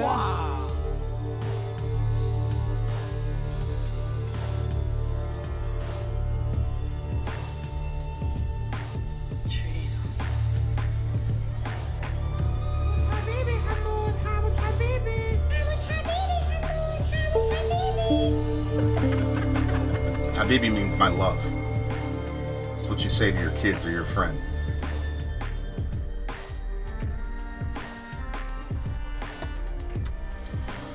Yeah, so Mr. Shapiro, man, big fuck you, bro. You're not my brother at all, in any way, shape, or form. Fuck you, honestly. Fuck you and everybody with you, honestly. This sort, I'm so over the fucking, everybody's fucking just, human value means nothing in this world anymore. You don't like this kid? Get rid of him. Hey, we don't want Down syndrome kids in this world. Get rid of them. Hey, these Palestinians are sitting on all top of all this gas here. We got to do something. Get rid of them. Let's just start killing people wholesale. At least this death had a purpose behind it. This death had a purpose behind it. And I promise you, all these weirdo insurance companies, I promise you they're not going to be using any of that AI bullshit. What does it say? The tree of liberty from time to time has to be watered with the blood of tyrants. Okay? It happens. It happens. I promise you in the next 3 to 5 years, we're going to get some really nice premiums and folks are going to be able to cash in on their insurance. If not, more folks might start dropping. So you need to change because there's always going to be more of us than you. So you need to change. And if you don't change, they're going to change you. I promise you, that Brian fella, he's different right now. He's different. They changed him. He knows he's wrong now.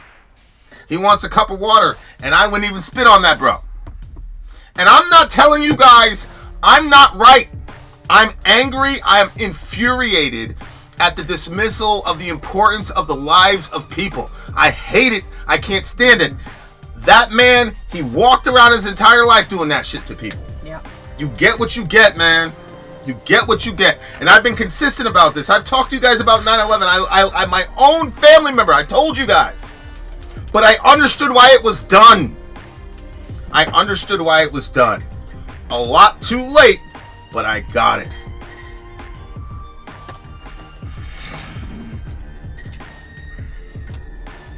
This shit right here is horrible. It's horrible. And I'm very glad that people on the left and the right are starting to see right through this bullshit. They brought Kamala Harris over there on the Shay Shay show for her little prepackaged 1 hour show, and they got murdered in the comment section. And then those are left-wing black people. And then here comes Ben Shapiro's right-wing audience saying, shut the fuck up, Ben. It ain't got nothing to do with no fucking left-wing, right-wing, nothing. We're unified on this one. God bless America. I told my son, I said, you know, there might be some hope for this country, bro. For the first time in a long time, like, I'm like, you know what? I don't know. We might actually do the thing. Mm-hmm. We might actually do the thing. Mm-hmm.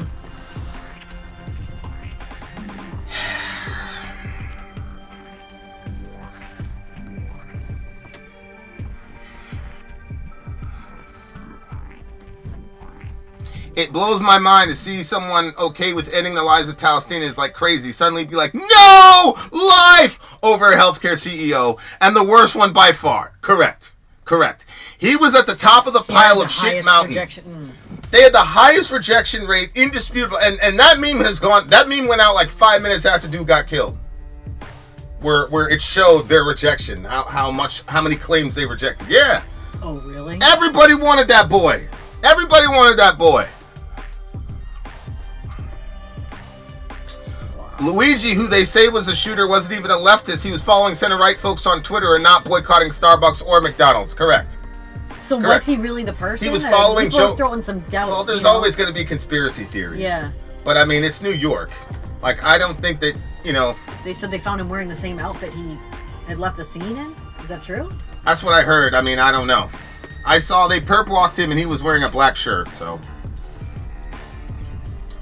Could be some MK Ultra shit. I don't know, and I don't care. He needed to go. You gotta go, bro. I'm sorry, you gotta go. And yeah, this whole thing, I don't think he was a right or left wing person. All you gotta do is be a person that loves your family and just just basic general love for your fellow American. I know that's corny, but we're in America together. I'm upset, not because this happened to my family, but it did. We're Americans. We're the greatest country in the world. What are we doing? Why are we tolerating people like this to do this to our people? These are our people. I don't give a fuck. Red, yellow, black, white. I don't care. Why are we okay with this? Somebody finally went up and did something. It wasn't the right thing to do biblically. But do not tell me that God was not behind that. I'm sorry. I know him. I've known him for a very long time. I promise you he was behind that. I know him. You gotta go, bro. You gotta go. And your children need to feel what other people's children are feeling. When they grow up, somebody's going in their life and say, you know that pain you felt about your dad when he was taken from you? Your dad did that to 10,000 people. They'll be okay. I promise you. Jesus, send your angels to protect them people. It's crazy. And give those kids some friends, but when go ahead.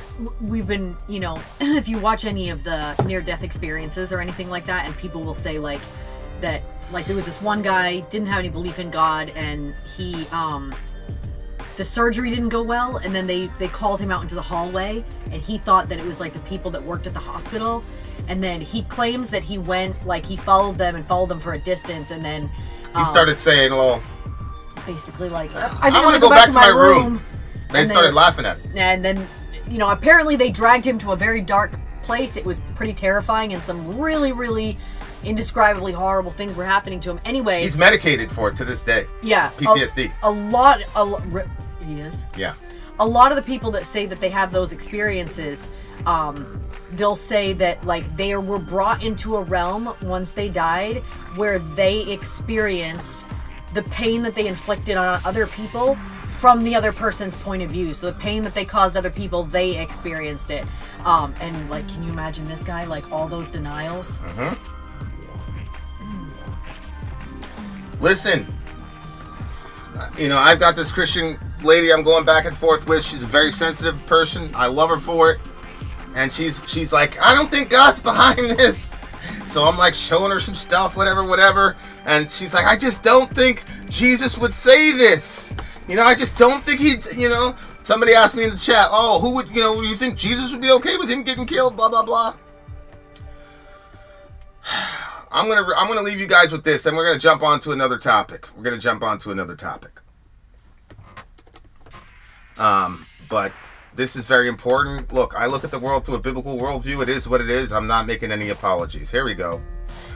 There were some present at that very time who told him about the Galileans whose blood Pilate had mingled with their sacrifices. So Pilate, the guy that ultimately crucified Jesus, he sent a detachment of his soldiers to go kill some people, and what happened was it was by the altar where they're doing sacrifice. So as he killed them, their blood, human blood, mixed with the blood of the sacrifice, which was a major no-no, obviously. And so on top of it being just horrible death that happened, it was also the sacrilegious way in which they were killed. And so they come to Jesus and say, did you hear about this? Listen to what Jesus says about this national tragedy. He answered them, do you think that these Galileans were worse sinners than all the other Galileans because they suffered this way? No! I tell you, but unless you repent, you will all likewise perish. Or those 18 on the tower in whom Siloam fell. So there was another group of people that died when the tower collapsed. 18 people died. He says, or those 18 on whom the tower of Siloam fell and killed them. Do you think that they were worse offenders than all the others who lived in Jerusalem? No! I tell you, unless you repent, you will all likewise perish. Mr. Shapiro, unless you change your mind about how you relate to money, you will likewise perish. Whether it's God sending some crazy gunman to take you out, or God sending a little microscopic virus, you will perish. If you go after the orphan and the widow, which is what those insurance companies are designed to do, God's gonna fuck you up, and it doesn't matter if you're part of the chosen people. Because the reason I know that is because it was your prophets whom you claim are your ancestors. They were telling us that God fucks people up for fucking with poor people and widows and orphans. This is not a game. God is merciful and he's gracious. We know that that CEO was not the only horrible, nasty CEO, but I promise you a lot of them are having an existential discussion.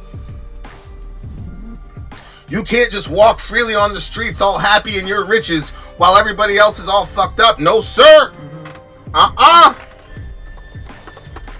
Go ahead, talk. Here we go. Here we go. Here's Exodus chapter 22. Let's go Old Testament with you bitches. It's true, though. I mean, it was their prophets that said it. Your own prophets. Yeah, you can't do that. And what I'm about to read you, please understand that in the Holy Trinity, the Lord Jesus is the executor. He is the executor of God's will on the earth. So this is coming from him. Here you go. You shall not wrong a sojourner or oppress him, for you were sojourners in the land of Egypt. Notice that, Mr. Shapiro. God said, when you guys were in a bad position, look how those people treated you. Don't do that to people. Now here you come. You claim whatever happened. Okay, cool. Now you've got the land because your group got Holocaust, you got reparations from all these different places. Now you're in there. You guys should be the last person on earth to put a bullet in the head of a child. Because you should know what it should be like. You shall not mistreat any widow or fatherless child. Here it is again. You shall not mistreat any widow or fatherless child.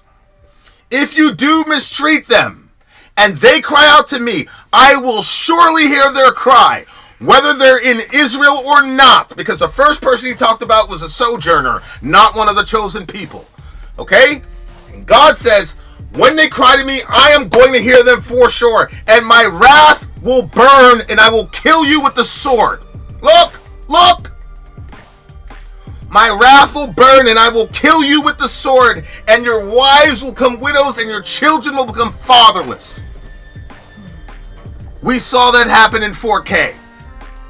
God doesn't play around. He doesn't play around. And he doesn't fuck with people going out there and fucking up poor people and taking advantage of a widow. The fucking nerve. And then act like you should be able to just walk the streets all safe and shit while you did this to people. Nah, bro, there's a God in heaven. There's a God in heaven. I'm sorry, but that's what happened. That's what happened. And look, the point of that happening, I don't think God sent that shooter to help us to all judge this guy. We need to look long and hard at ourselves. What are you doing with your money? We know there's orphans and widows out there, and we know that there's people that are fucked up. What are we doing about it? So I'm going to challenge you, Mech, whoever, somebody get us a person in need, and let's do some sort of thing to raise some money so we could do something for somebody instead of just talking shit on YouTube, huh? So, Mech, I'm going to put you in charge of that. Find us somebody. I don't care who they are. I don't care if they're gay, straight, whatever. I don't care.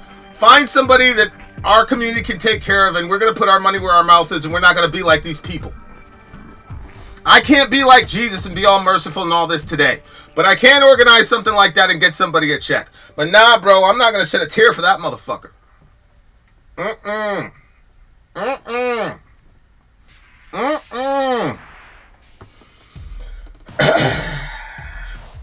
That's right, Ranter Matt. I think for me, when I hear about that guy and I think about him being in hell right now, if that's what happened, that to me is like, man, we're all sinners. We've all come, you know what I mean? And like to be at that point where you just kept going and did not turn, did not repent, and then you find yourself in a place eternally separated from the grace and mercy of God. Like, you know what? We don't know exactly what that looks like, but we know it's not good. Yeah, I mean, James said, you fatten your heart in the day of slaughter. You did all that. He didn't say you fatten your body. He said you fatten your heart in the day of slaughter. Because your heart has now become insensate. It can't be penetrated because it's got all this layer of fat in it. So it can't feel normal compassion anymore. And James says when you get to that point, you're just there for the slaughter, bro. You're just there for the slaughter. But we're not going to be hypocrites over in Middle America.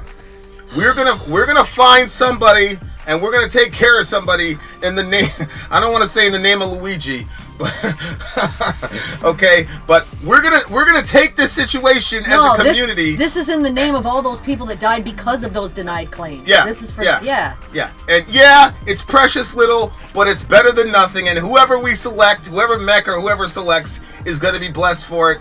And we're going to do something, and we're going to be able to say, well, shit, we did something out of this horrible situation. Yeah. Because as much as I genuinely can't stand those people, you got to pray for me. The best thing we could do is not be like them in extremis. We're all in a fucked up situation financially because of this, whatever, the economy. Say whatever you want. But we can all scrounge out a penny here, a penny there, and we are going to do something that's real in this world. Mm-hmm. Killing is not the answer if you're following Jesus. We can't do this. Okay? We cannot. All right. So, Mech, send me an email, vidinstory@gmail.com. The other thing, too, is, And, seriously, or whoever, but I really want to do this. I really, really want to do this. Go ahead. When Jesus talks about, like you have the ripple effect of everything, and any time that we don't follow biblical principles, it always brings more tragedy. It always brings more pain. It will end up doing that. So when you think about this guy and you're like, okay, like I understand everybody, but even that in and of itself, like the because they didn't repent and then change the policy. Like, imagine if they said, you know what? Merry Christmas, everybody. We've been really treating people horribly, and we don't want to do this anymore. Like, resubmit your claims. We can't get everybody at once. We're going to do what we can, blah, blah, blah, like, whatever. Imagine how that would have impacted, like, the country. But instead, because somebody got killed, then this, like, F-you mentality or, like, feeling is, like, growing inside of all of us. And that's what the scripture says. It says, because iniquity would abound, because there's a lot of sin going on, the people's love is going to just go cold.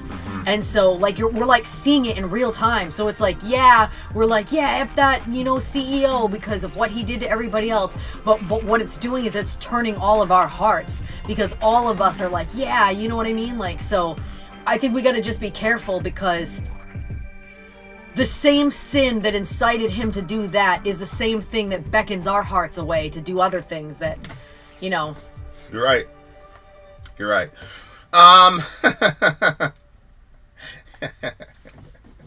Me and Sawyer were hitting this yesterday.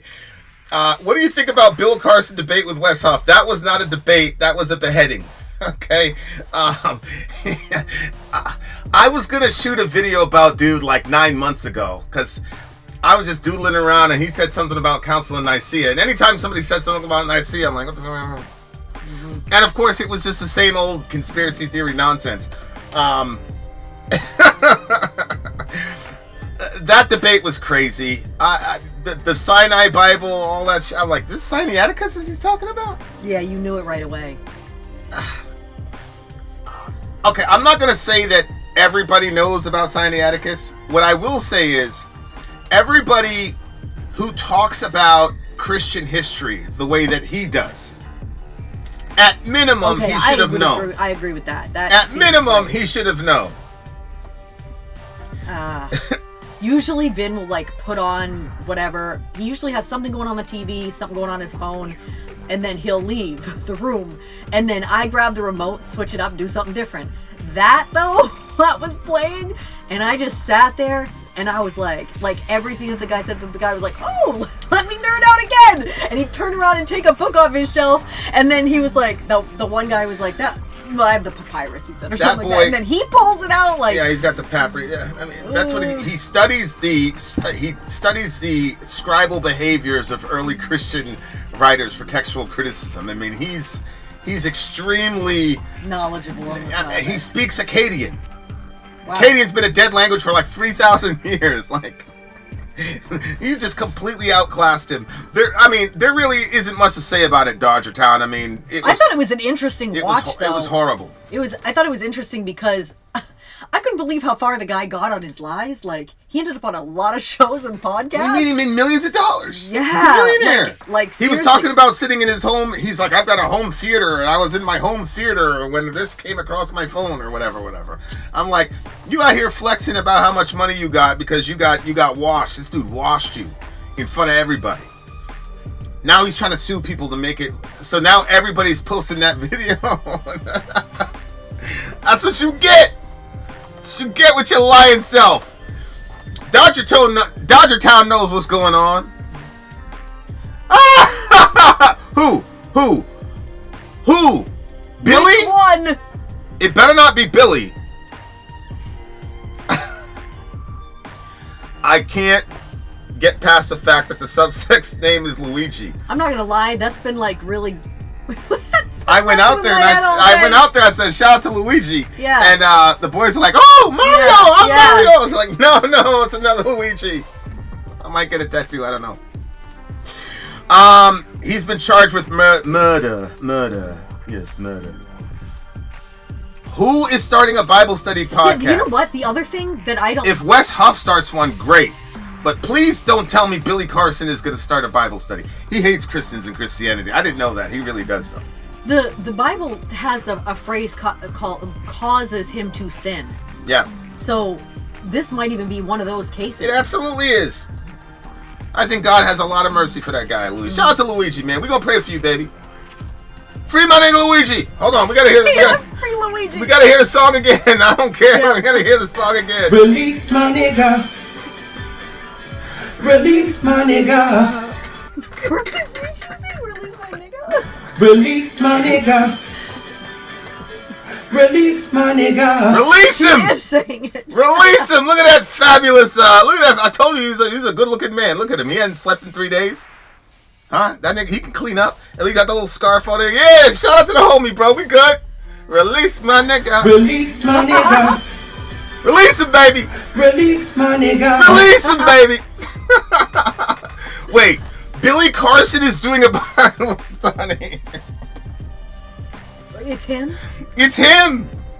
What's up, Chuck Farley? Good to see you, baby. He's gonna do a Bible study podcast. That's funny.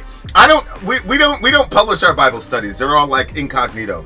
We do little Bible study things here and there. I can start up again next week. Hey, it's about time. You gotta push me on that. But yeah, I don't publish any of those Bible study things, man. But okay, Billy Carson. I mean, who knows, man? Maybe he'll get saved. I don't know. Inshallah. Who? Mex says, I don't even think Billy is starting a Bible study podcast. Wait, what? He confirmed that it was Billy that was doing the Bible study podcast. And then she said, I don't think Luigi did it. His brows are much more luscious than the ones on the shooter. His brows were more luscious. You luscious. think he's not the shooter? Well, I mean, some of the stuff is weird, but... Look, see right there, his eyebrows don't match the first pick. It's very odd. Yeah, I mean... we'll reach out to our sources, But,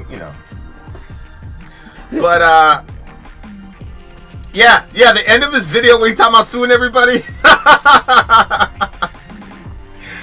I've got a couple debates that I've done, but I never publish them if they're theological, just because there's no space on any of my channels for it. But I did one on Isaiah 53, like who was spoken of with Isaiah 53. We had a very fun debate with a Muslim dude.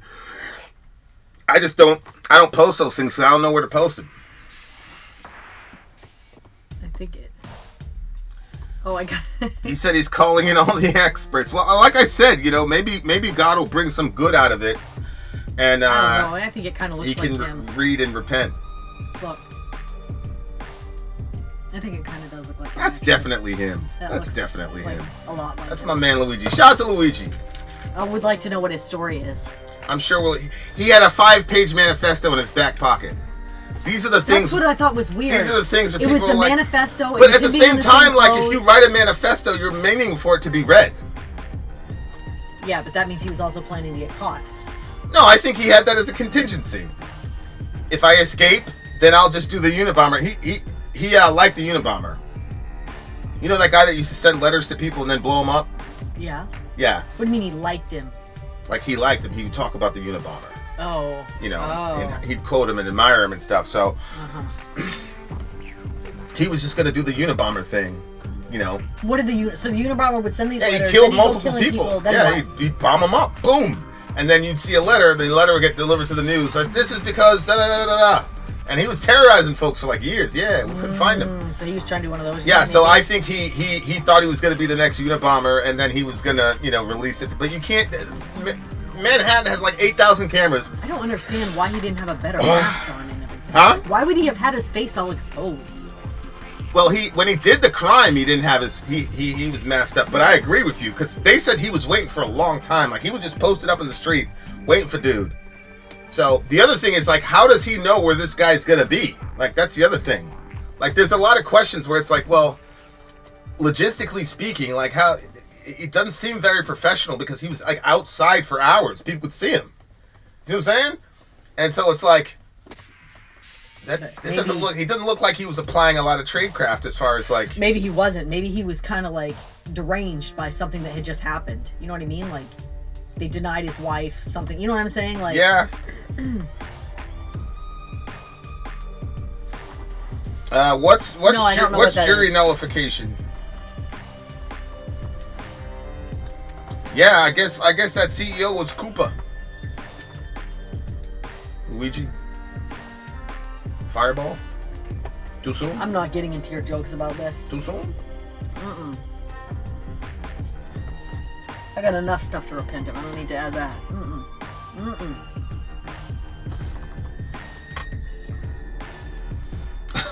I would love... Who are you going to put in that jury, bruh? Because you cannot let this guy off. I mean, he's on camera shooting niggas. Like, you cannot let the man off. You can say he's guilty, give him 2 years.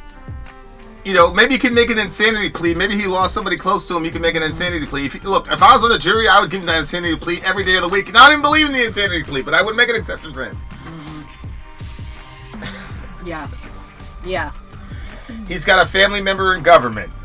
Yeah, a lot of us do, man. A lot of us do. I haven't, you know, oh, man. Okay, we're also going to talk about Daniel Penny. Yeah, good luck finding... yeah, exactly! Yeah, Mech, they're going to have to... It's going to be all rich white people in that fucking jury, bruh. And no Italians. Because it's Luigi. Yeah, his Twitter banner had a photo of an x-ray with some screws, like... looked like his spine or something like that. Somebody was saying, like, imagine if he was like a mental health case and that his insurance ran out. Oh. And so he was off his meds. Oh. See what I'm saying? That'd be wild. There's a lot. Look, man, listen. That would be wild. Again, if I was on the jury and that was a factor, yep, boop, pressing the button. Yeah. Not guilty. He had a black one and a tan. Well, I mean, you're supposed to,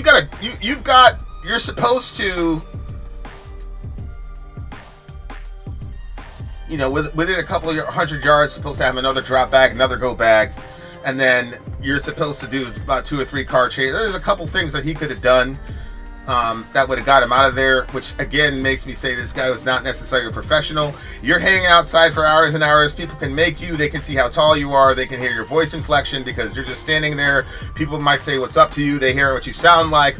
All those things go into your profile. How tall you were.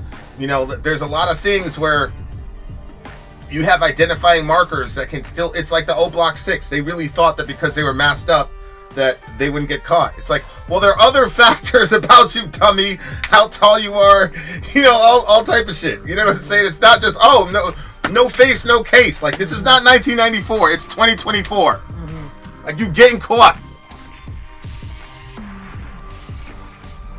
Oh, where the jury knows he did it, but won't do a guilty plea because of sympathy. Okay. Oh, that's what that's called, what he mentioned? He was 26, so he should have still been on his rich family's insurance anyway. Yeah, because that runs out. Insurance that late? That runs out at 28 because of Obamacare. That's why all them 28-year-olds were starting to die of insulin, because that's when they got off their parents' insurance. Yeah, like you that's like horrible tradecraft. You can't post up there for hours and hours like that. Have all them people going past you and shit. You're way too. I mean, shit. They can identify you from a back profile. Like people don't like. That's one thing. Like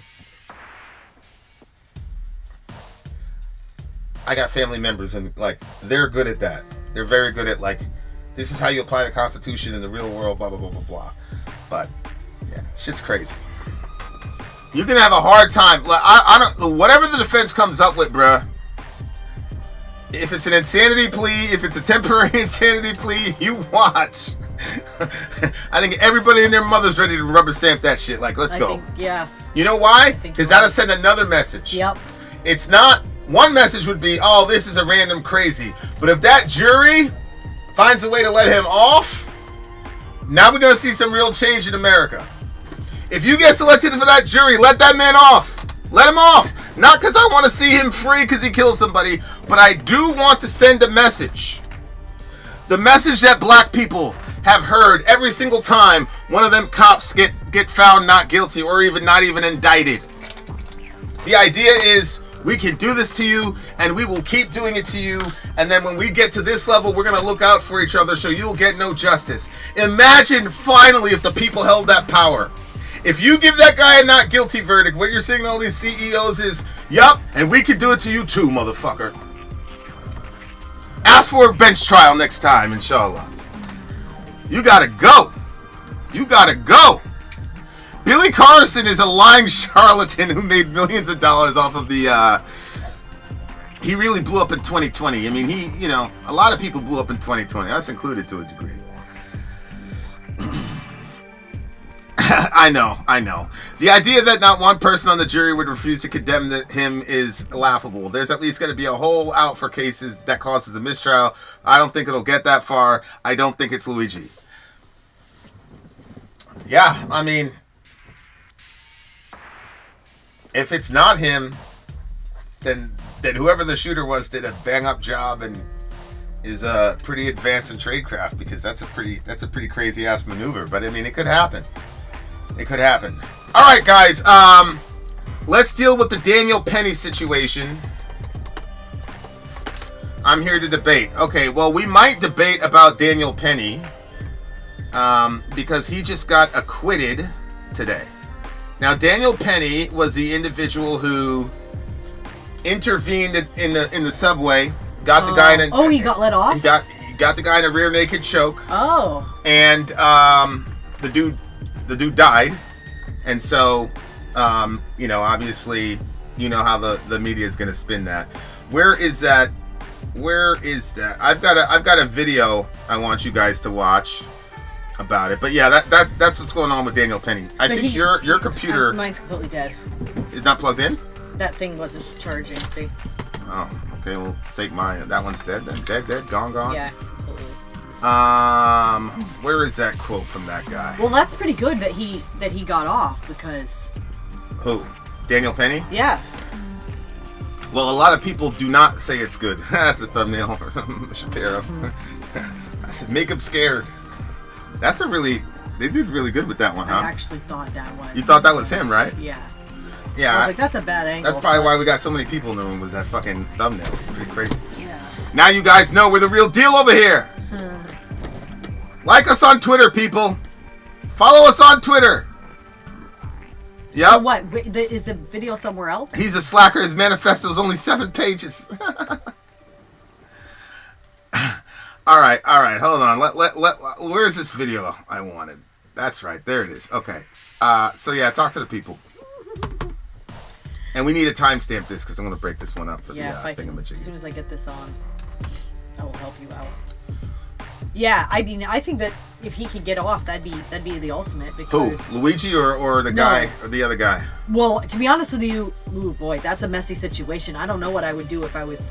What messy because situation? the Luigi one, because I wouldn't want to encourage more violence. Like if you let him off, like maybe it could be one of those things where you're like, well, this time we'll overlook it, but isn't what he did an act of violence? Oh, I agree. I mean, couldn't a person say it's an act of self-defense to a degree? I mean, that's agree. a stretch, so but is that what you would do? Is that what you'd say?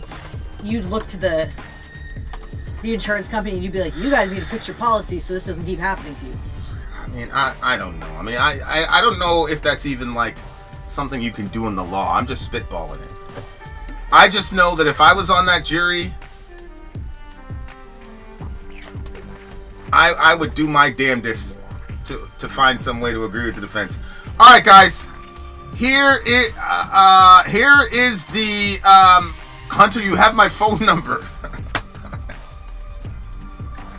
You've been ignoring me on Twitter. Oh my God! You have my phone number directly, bitch. Okay, we're gonna watch this video. This is somebody outside the courthouse of Daniel Penny. I mean, the Daniel Penny trial. Here we go. We need some black vigilantes. That's right. People want to jump up and choke us and kill us for being loud. How about we do the same when they attempt to oppress us? I'm tired.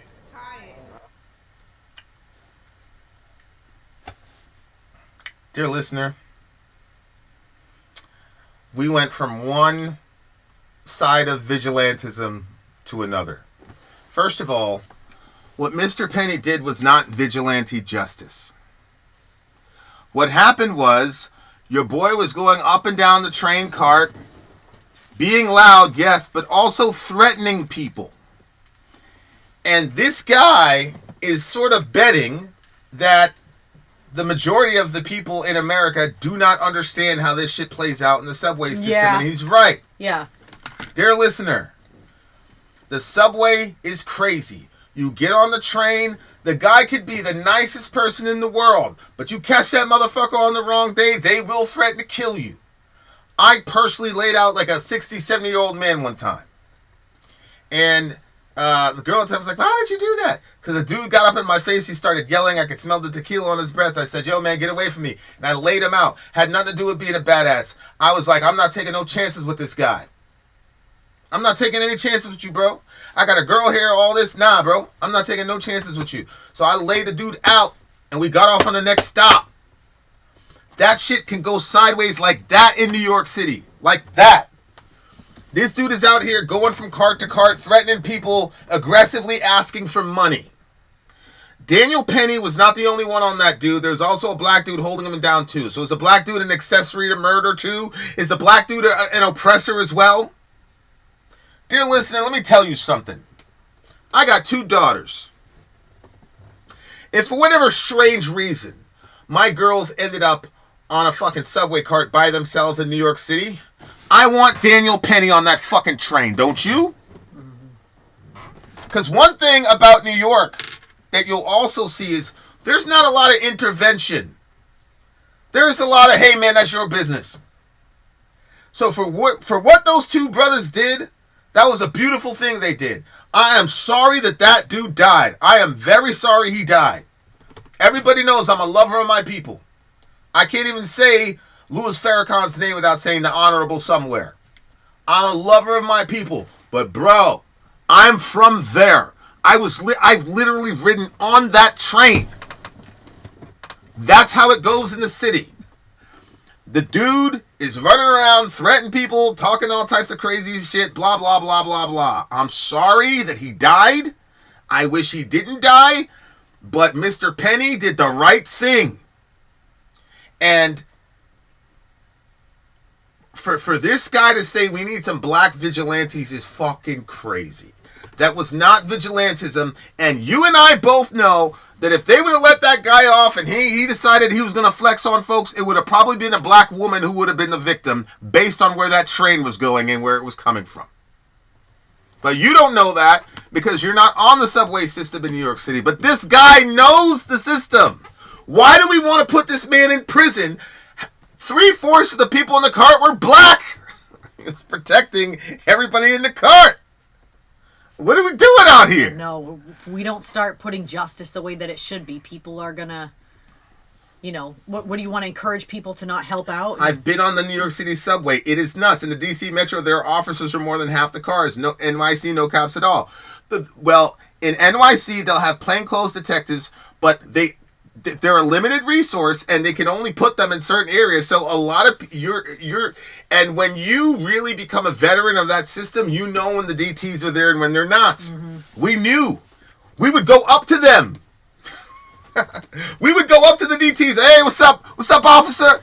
And then Jose would do the little snort noise, the little pig thing, because we can make fun of because you're a cop, but you can't say it because you're, So we used to start talking shit, like, oh man, I had some bacon yesterday, it was so good, da da da. You know what I'm saying? Because we just be looking at them the whole time. We knew they were DTs the entire time. Like, it's not very hard to, But my point is, like, in New York, like, if you bit on the train a lot, you know the patterns, you know all that. This dude decided he was going to get all reckless and shit. Dude did what he needed to do. I am certain he didn't want to kill him. He was not on the train saying, I'm going to kill me a nigger today. That's not what he did. The dude should have stopped resisting. Stop. Just like I say, like we play fight with the boys. Like, okay, you're in the armbar. It's over with. Yep. It's over. Get out.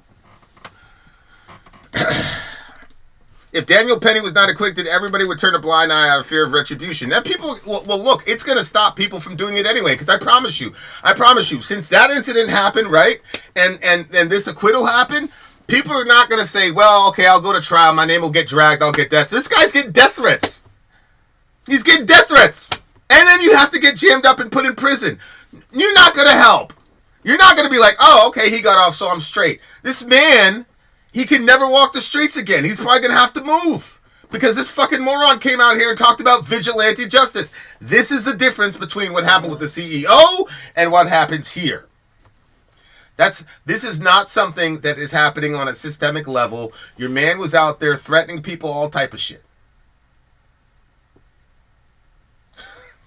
67 years old.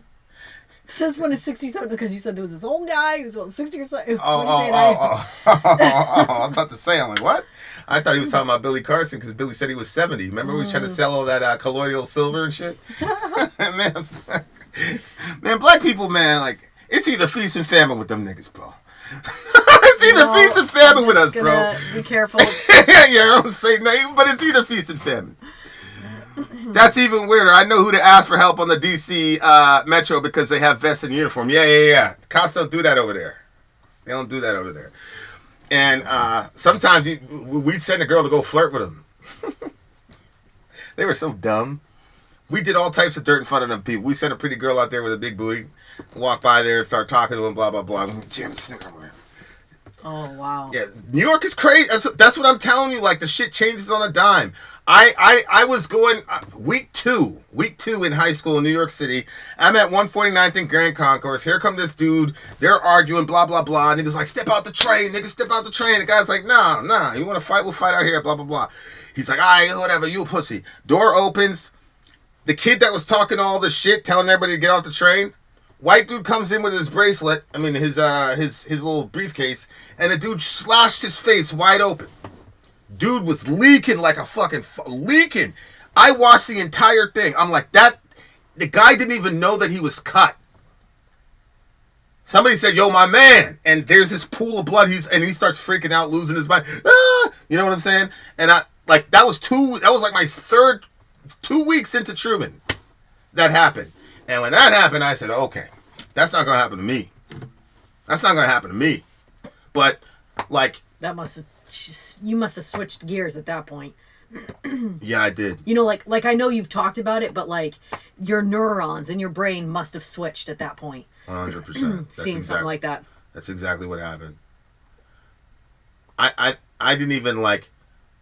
I ran into a doctor, like, years after it happened, and they were like... Why did you lie and say you didn't witness any traumatic events? And I was like, well, those are family issues, blah, blah, blah. You failed the poly, blah, blah, blah. They're like, no, like, it really hit when you're talking about... And so they're like, all right.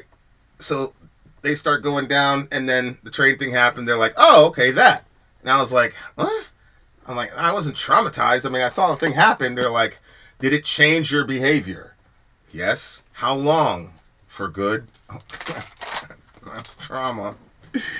But my point is, if you've been on the train system in any regularity there, it's extremely dangerous.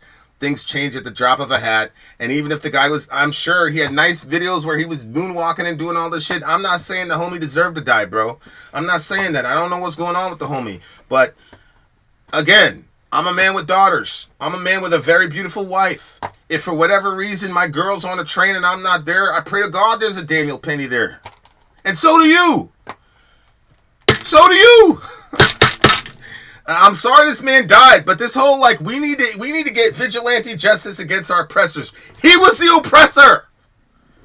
I'm trying to get from A to B on the subway, sir. I just got done work. I'm going home from work, sir. I got a family to feed, sir. Hell no, I can't give you nothing today. And he would threaten people if they wouldn't give him stuff. He would threaten people's lives, all type of shit. No. I'm sorry. If you're from New York, you know how that shit goes. This guy over here is completely ridiculous. No, we do not need black vigilantism. You I'm not even gonna go there because I gotta have Applejack. What was the reason that they gave for letting Daniel off? I didn't really look at it. Nearly had 2 warrants for his arrest at the time of the incident with Petty. One for punching a senior woman so hard he broke her orbital bone. He should have been free at all. What? That's what I'm saying.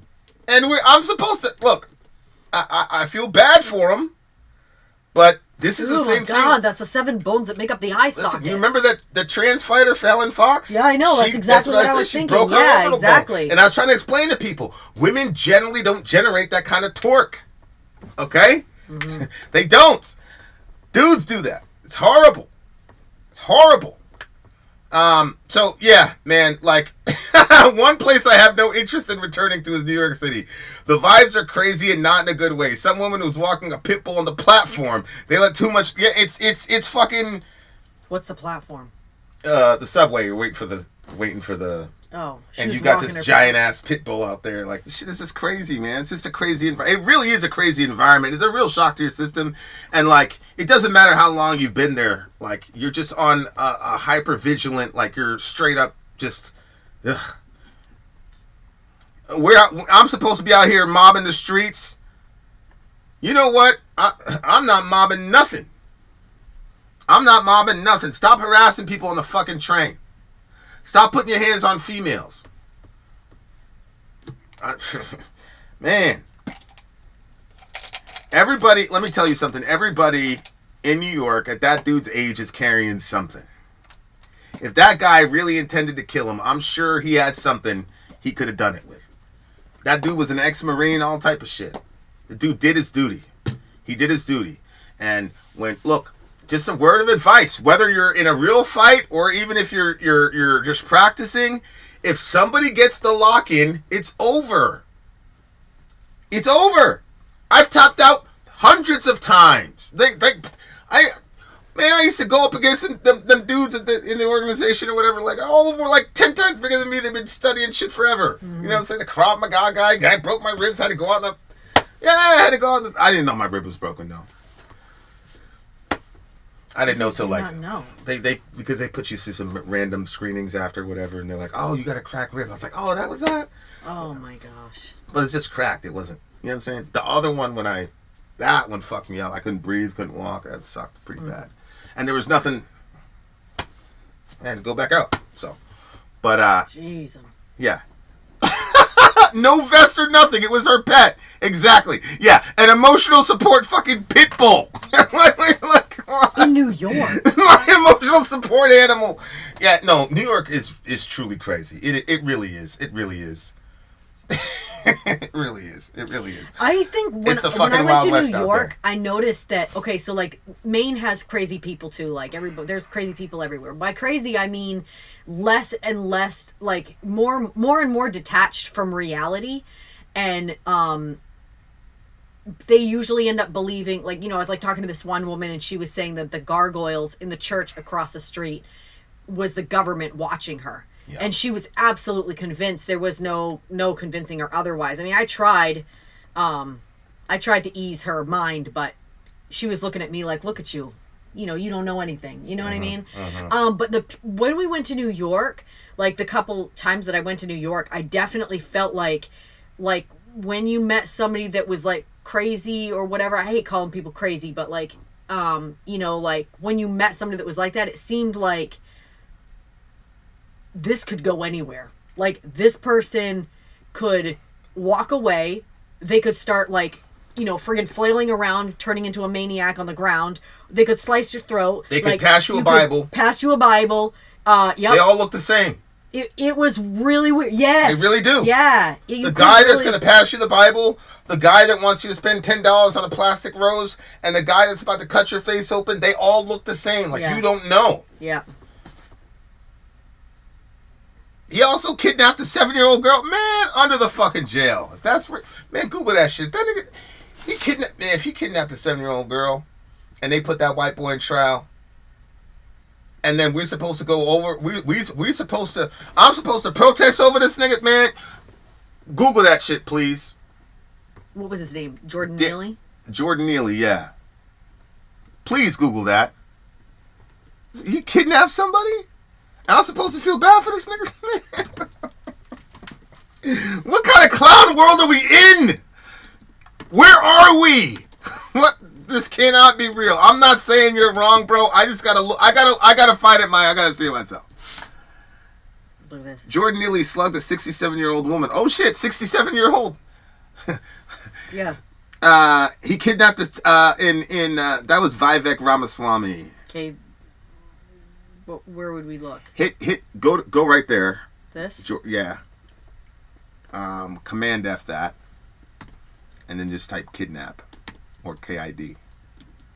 Look. Yeah, that doesn't matter though. It'll still be on the page. Somebody get me that clip about the 7-year-old girl. The 7-year-old? Yeah. That nigga had 53. He had 53 priors. What are we doing here? What are we doing here? In 2015, he kidnapped a 7-year-old girl. In 2019, he punched a 64-year-old man in the face. 2021, he slugged a 67-year-old woman in the face as she exited the subway, breaking her nose and fracturing her orbital bone. That's what I said. Remember, the guy was just getting on the train and kid ate his food. Boom, right there. Because you're going out as they're going in. And so that's one of the things that happens. As you're leaving or as you're coming in is the most dangerous time on the train. It's just like takeoff and landing on an airplane, dear listener. It's fucking horrible. But if he really did, man, guys, this man had to go to trial and have death threats because he took, guys, this is why you have to believe in God, okay? Like, it was over for him. Like, yo, it's over for you. Yeah, I mean, come on. How you gonna put your hands on a woman? A 67-year-old woman? Like I said, I was never a gangster. I was never hard. Most of the time, I was terrified in New York City. But I was around gangsters. I was around real live killers, famous ones I didn't know. You see an old person on the train, 10 times out of 10 times, I would see the craziest, thuggish, ruggish gangster. Hey, miss. Hey, ma'am. Hey, ma'am, I got your seat, ma'am. And everybody would act that without like clockwork. That and a pregnant girl. No matter how the gangster the guys are, that's fucking New York, man. Like, it's crazy, but like you see that little thing of humanity, you're like, ah. This guy, instead of giving the seat to the 67-year-old woman, you break her nose and her face, probably because you were demanding money from her, man.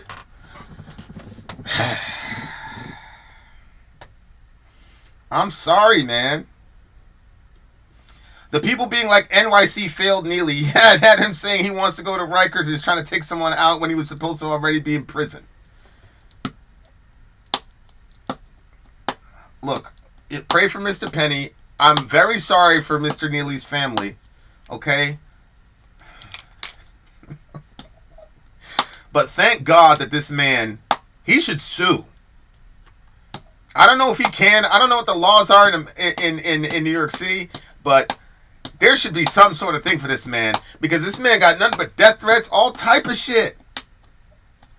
It's insane to me. This is NBC News. As the jury foreperson read the not guilty verdict, some observers in the courtroom applauded. Others began to audibly sob and yell, including Neely's father, Andre Zachary, who was escorted out. This is America. This is the sound of black pain, one person said outside of the courtroom in Lower Manhattan to the reaction.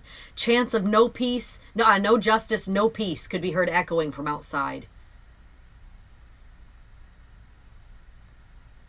You know what? I got that thing that can look at people's priors and shit. Hold on. The case divided people in New York and beyond, in some cases along political and racial lines. Neely was black, Penny is white. In some cases. That is all the media did with it, was racialize it. Go ahead. I'm sorry. My bad. Go ahead. Some people viewed Penny as callous and his actions as criminal on the day he encountered Neely, who had been shouting and acting erratically when he boarded a subway train in Manhattan on May 1st, 2023. Others contended Penny was selfless in his attempt to protect fellow passengers. Yeah, it's like you're explaining, though. Even in this description, we're not understanding the nature of what it is to drive on a subway, and that you don't know whether or not somebody's going to get punched or cut or whatever. Like, anything can happen. Sky's the limit. You've seen some shit if you've been on that train for any period of time. You've seen some shit. So, I don't want to... Man, come on, bro. Like... I'm all for the compassion stuff. I'm a lover of my people. I'm a lover of black people. I'm biased toward black people. But I also have a fucking mind, and I also have daughters, and I got friends. I don't want any of my girls on a fucking train with a dude like that if there's no Mr. Penny around. Period. Let me verify this account and look up this man's record. You about to find out now, you guys. What's his name? Is that with a K? Neely? Sorry. Not perfect. Jordan Neely? Yep. Yeah, he's probably hanging out with what's-his-face right now. Shout out to the homie. Him and Brian, what's-his-face? What's that CEO's name?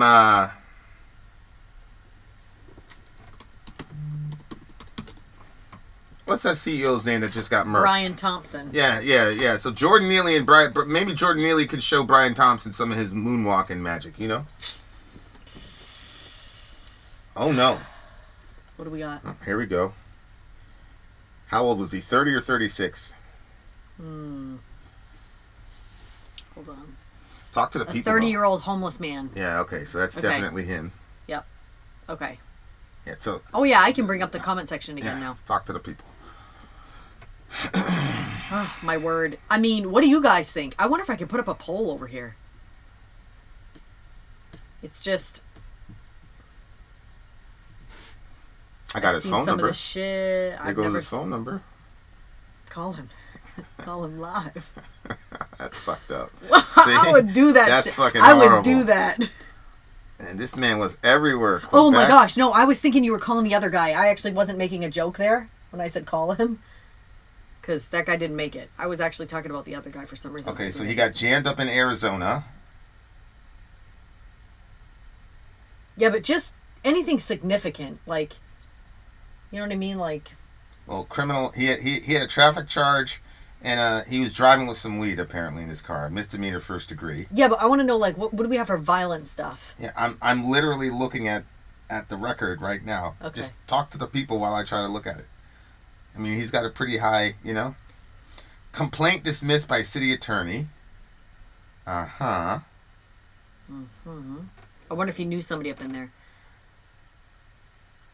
Rajan. Assault. I've seen some shit. I've never been on the subway train. Never been to New York.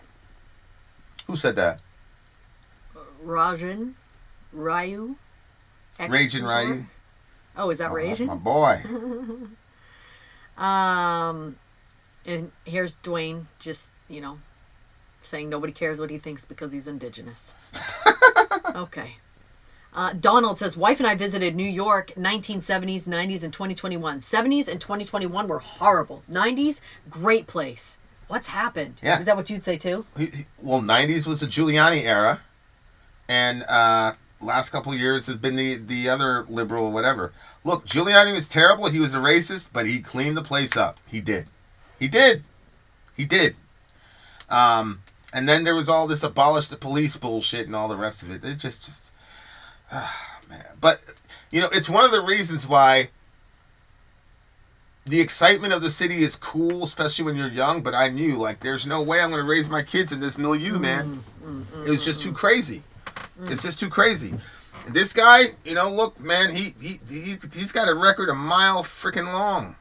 He's got a record a mile long, and he ran into the wrong one. Well, he ran into the right one. And look, I'm sorry, but you don't get to go out and fucking terrorize people because you're homeless, bro. Yeah. Honestly, nigga, you 30 years old, bro. You should have been out there. Stop asking. What were you asking people for money anyway? Go out and do something. You obviously got talent. Well, it's too late to talk to you now, but man. That is one of the things that I do like about Florida is a lot of times, I don't like the word panhandling. I don't know. It just doesn't sound nice. But if somebody's out there and they're asking for stuff, a lot of times they'll be selling a bottle of water. So they've got a case of water. They're going to sell that for a couple of dollars. Right. So you're getting a bottle of water, but at the same time they're selling. So they're able to do something. And I think any of the people that were in that situation always looked healthier than the people that were just sitting there with the sign. Well, you know how people talk about hustle culture? Mm-hmm. That's an us thing. Mm-hmm. Can't knock the hustle, blah, blah, blah. We created hustle culture because we had to find ways of generating capital outside of the norm. So you can't go after the Billy guy then. So I'm sorry, man, but you should have been hustling, making money, doing something, whatever. And I'm sure a lot of that had to do with his mood because he was mentally ill. I get that. Mm-hmm. But that's not the passenger's fault that you're mentally ill, though, bro. That's not on them. That's not nobody's job. It ain't nobody's job to take care of you. Mm-hmm. And look, if somebody disagrees with me about the thing, I'm speaking, kind of aggressively like I always do, but if you think I'm crazy, tell me I'm crazy and why. Call in if you disagree. Look, see, it's right there, dear listener. I mean it literally. The people getting the money from singing is busking. Oh, these people aren't singing, but I have seen people do that. We met some of them. Remember those people? Oh, yeah. Yeah. They were great, though. They were really good, yeah. Roma family. They were... Mm-hmm. Weren't they? Yeah. Mm-hmm. Vin, what are your thoughts on the defund the police narrative? Do you believe the police should be abolished? I think it's the dumbest thing in the world. I don't understand it. I don't understand it. I don't understand the defund the police thing. Honestly, I'll say it this way. I have Oh, he was on the Sean Ryan show too. Yes. He was on Joe Rogan, everything. He's been on Rogan twice, this Billy Carson guy. He's such a fraud, bro. He's crazy. Well, he knows how to hustle. That's what I'm saying. You can't knock his hustle. You can't knock his hustle. I mean, lots of people fell for it. Look, right here. He's 72. Yeah, nigga's 72, bro. Billy Carson's 72. He was saying that he was younger. Well, he was saying that he was older, and then he was selling an elixir. Yeah, the colloidal silver. You know what it is. You know what it is. Twitter fingers turning Twitter fingers. Yeah, man, like the defund the police thing, I think is crazy. But I was gonna tell you guys a story. I knew this guy, know this guy, and he's in a governmental organization, and went through selection, got selected, you know, all that.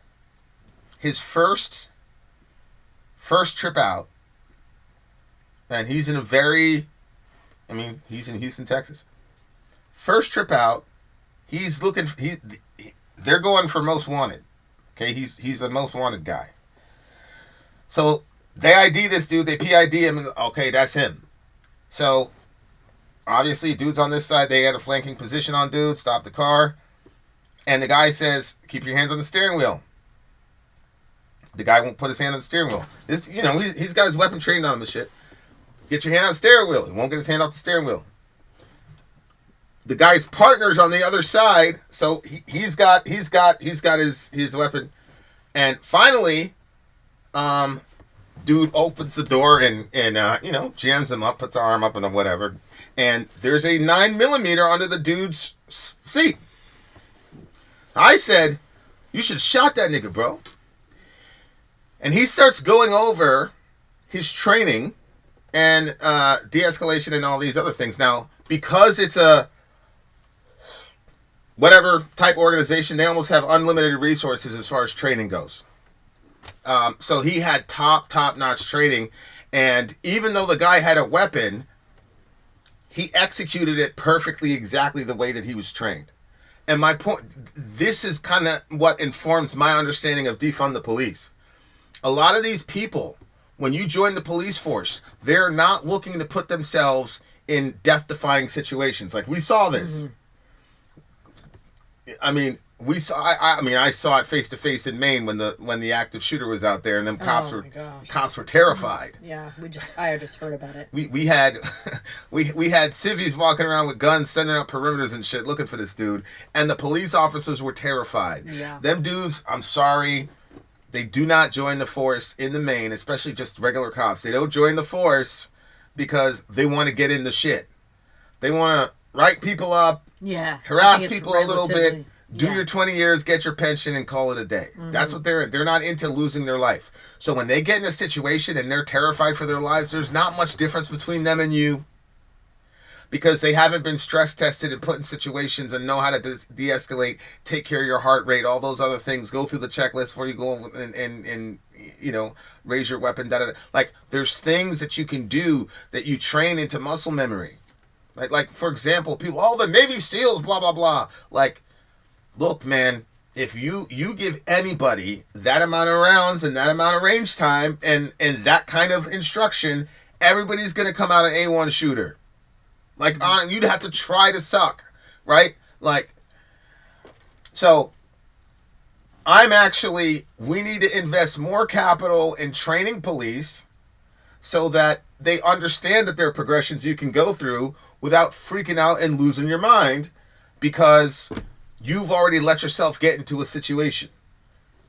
You've already let yourself get into the situation. There's certain warning signs of aggression and things like that you can get trained and see and look at, and you can cut the shit off at the pass before it even starts. Mm-hmm. But because you don't have that training, and you've got Officer Porkchop, no disrespect, but he barely passed the police academy, and he doesn't even have enough discipline to be able to run a fucking 9-minute mile. I mean, come on. How hard is it to run a 9-minute mile and then drop and do 30 push-ups? Oh my God. Like, ridiculous. Ridiculous. These are terrible standards in the first fucking place. I do think that better standards should be held up. So these guys are getting the bare minimum, and then their training, they don't have the training. And the racism comes in because they're just afraid of the black phenotype, especially, you know, because we're the original man. You know what I'm saying? So Very strong. I don't really understand the logic of defunding this group. You've given them the license to kill and things like that. You want them to be as well trained as they possibly can be, and a lot of training goes into your mindset. Trust me, when you get into really auspicious whatever, they spend a lot of time on mindset, a bunch of time on mindset, because I mean that's really the make or break of things. Yeah, I mean, I just think that like I've seen you in a lot of different situations. Where like so for instance, one time we were at this hotel and we were taking a night drive. We're just driving around together, and there was this truck that was like parked off to the side. It was weird, like it didn't belong where it was, and it just like gave you this sort of like eerie feeling when you came around because it was at night. And so Vinny hops out of the car and he's like, lock up the doors, you know, and then he heads over there, and I'm watching him like go over, and he's like trying to, you know, wake the person up because they were out. And you like do these different things, like where you like tapped, I think you tapped on the glass, and then you backed up and you had both your hands up and you were like talking to him, and you were like, you know, I know that the story is much bigger than what I'm describing, but yeah, no, I remember what you're saying. Like watching in those situations, like how you handled it, you were like, my man, like, you know what I mean? Like, and you brought the guy back to consciousness. But it just kind of one of those situations where I'm like, okay, if somebody else would have come out and they would have been like, if the cops would have showed up, how would they have treated that guy? What would have happened as a result? So I think that like, there needs to be more people on the force, I guess you could say. Yeah, actually, that might actually take care of the corruption too.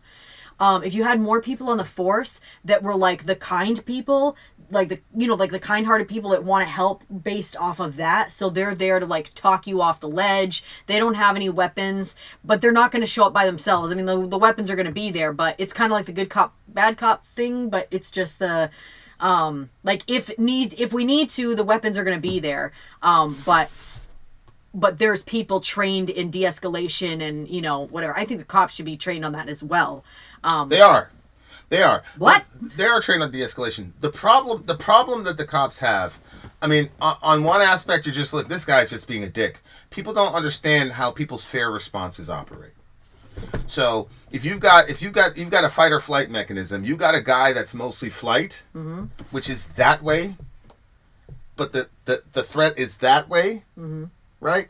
So inside he's going this way, but his job makes it so that he has to go that way. Then he's splitting himself as a person. He's right? not very good to have in that situation. So he's not, that is not the profile of a guy who's going to run into the World Trade Center. The profile of a firefighter is different than the profile of a police officer. And so he is running into carnage, but his inner self is trying to go away. That manifests itself by going 0 to 60, loud orders, that type of thing, the anger on the face, all that. That metastasizes to that because he's afraid. That's why when that thing happened out there with the cop, and I said, all right, you can go now. Because I read immediately he didn't want to be there. He didn't want that confrontation. He didn't like all the cameras. He knew he was going to end up in the news. See what I'm saying? And I'm black, and so there's a, hey, what are you doing to this black guy? There's all that shit. Sorry, he was out there with the camera on the cop. The cop was like, I knew I had his soul when he said, why y'all, what's up with all the cameras? I was like, oh, I got this nigga, bro. And yeah, we ate him for lunch. But, like, it's manifest. Look at that nasty cop out. He's afraid. He's afraid. Because these guys, there have been dudes that have been through the force for 20 years, never fucking even unholstered their weapon. Right? And so that's a life that the vast majority of these people want to live. And so you got to train them. And if you have more money, then you could be a little bit more discriminatory in selection. That's another thing. Like if I'm a person who is physically capable of doing that, yeah, you can join the SWAT team or whatever. But if you're in Maine or someplace like that, like we had to call SWAT in from fucking Portland and New Hampshire when that thing happened. You know what I'm saying? I was like, oh, I didn't know we had those assets. He's like, oh, that's New Hampshire. I was like, oh, okay. Well, that explains it. If there's a terrorist attack, I would have... No, I'm not saying that. But, yeah. I mean, but yeah, you're right. Yeah, I put the guy, show your whites and things like that. Like it's a universal sign that I am not a threat. There are very few universal signs. A lot of people think that like, that's not good in some context, but this is a universal sign that says I am not a threat to you. Mm-hmm. So, but yeah, like training really does. It gives you and it gets you on top of the issue, where you can kind of look down and analyze it. And that's what that dude was able to do. And I mean, that was his first pull, his very, very first one. And that's what he gets introduced to. You know what I'm saying? Mm-hmm. And I was like, man, I'd have shot that boy. I was like, shoot that nigga next time, bro. Shoot him. Because I love this dude and I want him to come home. But sometimes I'll get a text and then I'll look and I'm like, this, there's this one dude, he had these girls in this hotel and he was first on the stack as usual. So he bounces in there on the stack, he goes to his corner and Shorty's right there. So he takes the girl and it was like, 3 seconds, gone. Over with. Wow. Over with. Wow. The leftists seem to be turning on Luigi for some reason. What? All defunding could possibly give us is more cash-strapped cops. That's more incentive to be corrupt, more incentive to not care, more incentive to chase quotas for money. Listen, my brother was down there tail end of before he got shipped out, and he was triangulating with the police, and they basically said, "Nah, we're not going over there." And he's like, "Yo, this thing is about to happen with these people." Yeah, but we're not going over there. This is through 2020, so they just let it happen. Mm-hmm. They literally let it happen. I was like, "Oh my, okay." Yeah, the defund the police thing is not there. There's this woman, Olayemi, whatever her name is, and she's an abolitionist. She thinks we should abolish the police in the first place. Well, it's going to be hard. She's a highly intelligent woman, so I have to sit down and listen to what she's saying. I'm just not seeing it.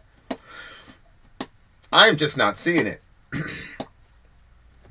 The psych evaluation is a joke getting into the police force. That's true. That's very, very true. That's very, very true. Luigi's family is apparently richer than the CEO, according to some posts that I'm seeing. Yeah, there's a lot of weird shit. I guarantee you guys in about 24 to 48 hours, Google MK Ultra and then put this guy's name and watch. I wouldn't be surprised. Do me a favor. Just type in, what was the guy's name? Luigi? Get Luigi's name, copy paste it. Daniel Penny? No, Luigi. Oh. It's not this one. Okay. Just type his name in right there. Here. Brian Thompson. No, Luigi. I'm getting all the names confused. You know how I do this with names. All right. I got it. Oh, his name is oh, that's right. His name is Luigi.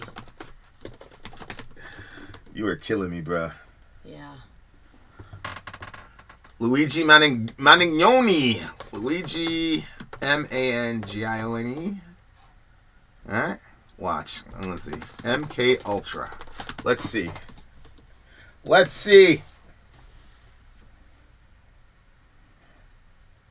So you guys wait in 2 or 3 days. Type that guy's first and last name in there and then type in MK Ultra in about 2 or 3 days. We'll see.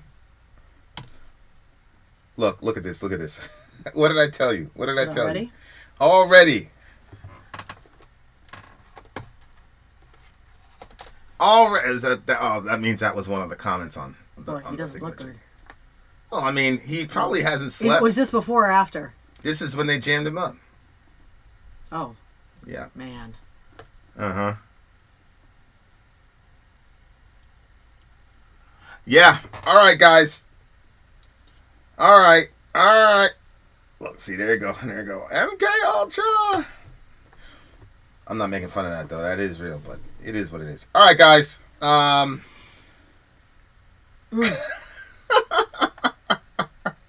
Black people, I love them. My baby Luigi's an innocent man. Look, Luigi is a cutie pie. All right. Well, we're going to sign off, but before we do, here's another rendition. White people, you are allowed to sing this song in your head. I was like, I don't know. In your head. Release my nigga. Release it, baby. Release my nigga. She even did the inflection. Release my nigga. Hey, hey, hey, Release my hey, nigga. hey. Oh, man. Free my man, she Oh, says. man.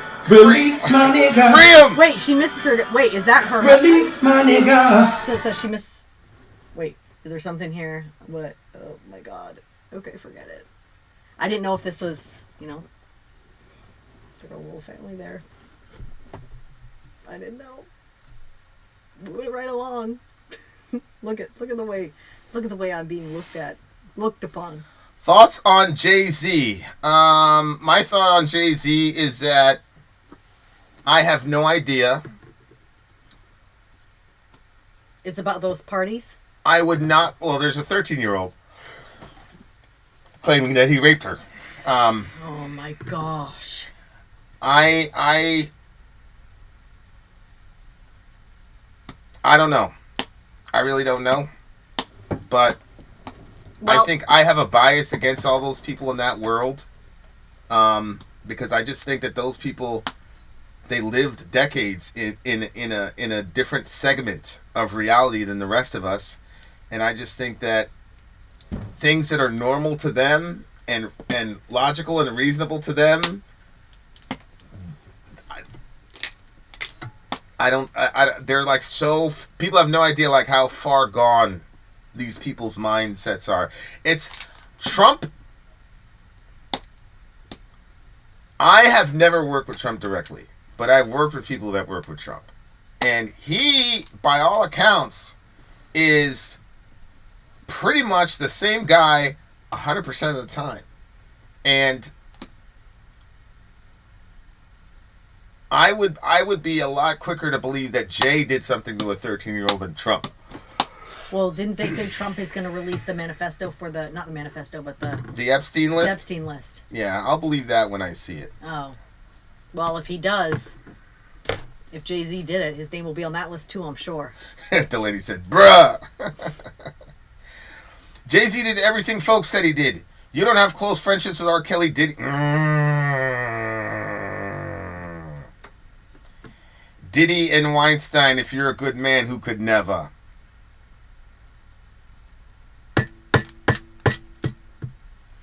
All that R. Kelly shit was coming out. He knew all that shit. And he still went with him. Now, Jay-Z is a proto-capitalist. And if we're going straight with tight logic, that's a guilt by association fallacy. But the scripture says bad company corrupts good morals. That's true too. And how that corruption works can be legitimate internal or it could be illegitimate external, but the effects that you have in society are still the same. Mm-hmm.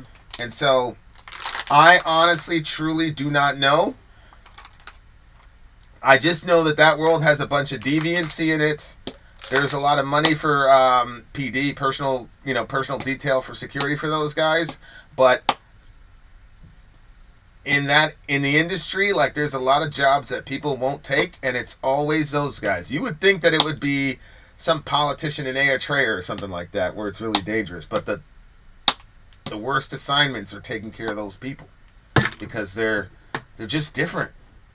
I understand, like when people talk about like the lizard people conspiracy and all that shit, like it's because if you've been around those people, the aura is strange. Like it's weird. It's a very weird energy type of thing, and nobody likes doing PD for them dudes. So I don't know. I truly don't know. I mean,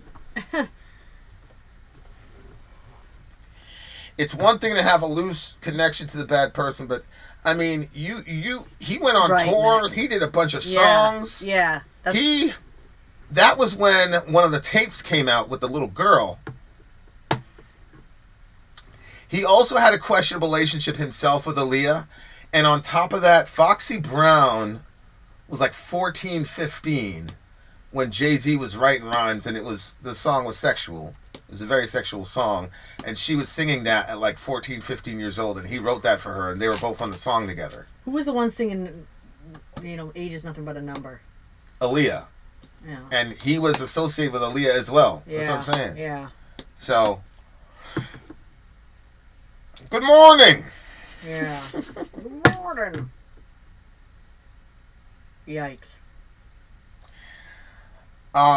Yeah. So I don't know, man. I don't know, but yeah. See, Dodger Town knows what's up. MK Ultra was some of my first thoughts. Beyonce was 16 when they met. Yeah, that's true. Destiny's Child came out the scene right out there. And he was how old? But to be fair to Jay, I mean, everybody met Beyonce at 16. 50 met Beyonce at 16. That doesn't mean they did anything. I'm just saying, like,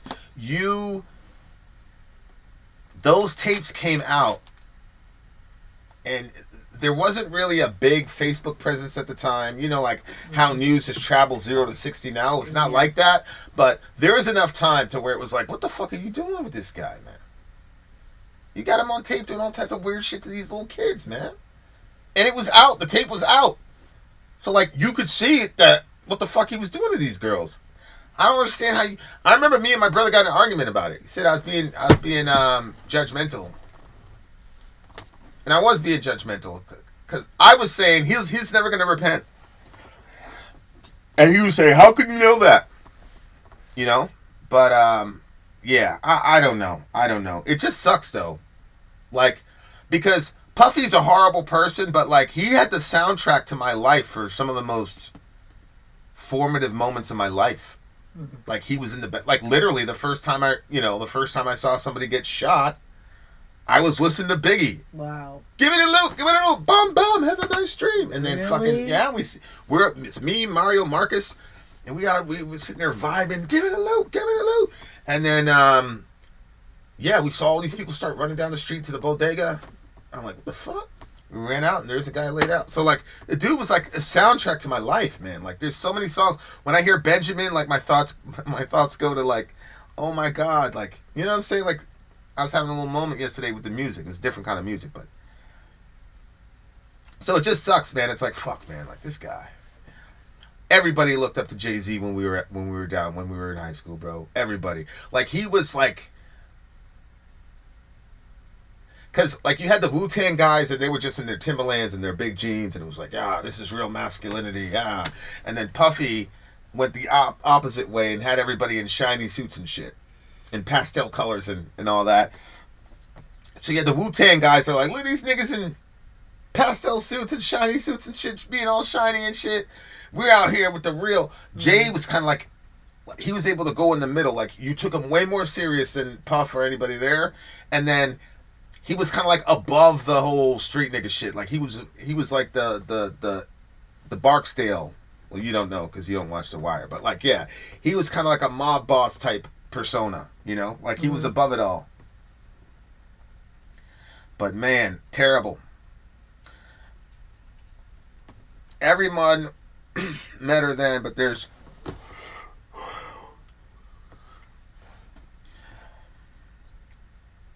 Oh shit! No way! Was she 19 in the Bonnie and Clyde one? Yeah, that one's a little sus, man. I'm not gonna lie to you.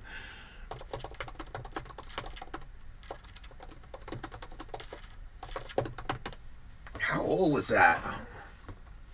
How old were Jay-Z and Beyonce? Oh, look at that. Uh-oh. He's heartbroken that 13-year-old girl. Hold on. His daughter, Blue Ivy, is now 12. You got to talk to the people, man. Well, I mean, I'm looking for the information, too. I want to know. So, we're talking about they have a Bonnie and Clyde song, and why did you say it was sus? Okay, so Beyonce, as she was known then, was 18 when she met Jay-Z for the first time, she previously said. The rapper was 30 years old. So, she said she met him at 18. Okay. And what's the deal with the Bonnie and Clyde? She was 30 years old. This would mean they met in around 1999 or 2000. They were friends for a year before they went on any date. Yeah, I don't really think there's a lot to the Beyonce thing. Yeah, what about what was weird about the... She was saying that she was only 19 when they did the Bonnie and Clyde Me and My one. Girlfriend song. Oh, and And he was 30. But, I mean, Beyonce at 19 was probably psychologically 25. Like, I've got one girl that's exactly her age, and I've got another girl that's about 5 years above her age. Mm-hmm. So, yeah, that's not... I don't really see any issue with that. I would not be good with a 30-year-old guy going after my 19-year-old. That'd be Zoe in a year, a 30-year-old. Well, again, I've got one daughter that's exactly her age, and I've got another daughter that's 5 years ahead. Well, then that would be a 25-year-old coming after Sailor Ray. Yes. What are you talking about? Yeah, she would because be in four years, if she was 18. In 4 years, Sailor will be 18. Right. So yeah, if they met at 18, and then the guy would be 30. That's why I'm saying psychologically right now she's 25. And you had, what are you talking? I'm not going to talk about it because you got mad. You got mad the last time it got brought up. Well, that's because you brought it up in front of the kids. I'm not going to bring it up in front of them if I'm not going to. No, I mean we've talked about it. I'm trying to protect you out here. Talked about it on the channel before. I try to protect you on these things. You see what I'm saying? Appreciate it. But yeah, I don't see anything with the Beyonce thing, but I just don't know. And that's the other thing with Puff. Like, I was just watching Bill Bellamy, which you don't know who he is, but he was like, he's like, I don't got no problems, I got no worries about that shit with Puff. And like, I had seen Lecrae. Lecrae was talking about going to one of Puff's parties and how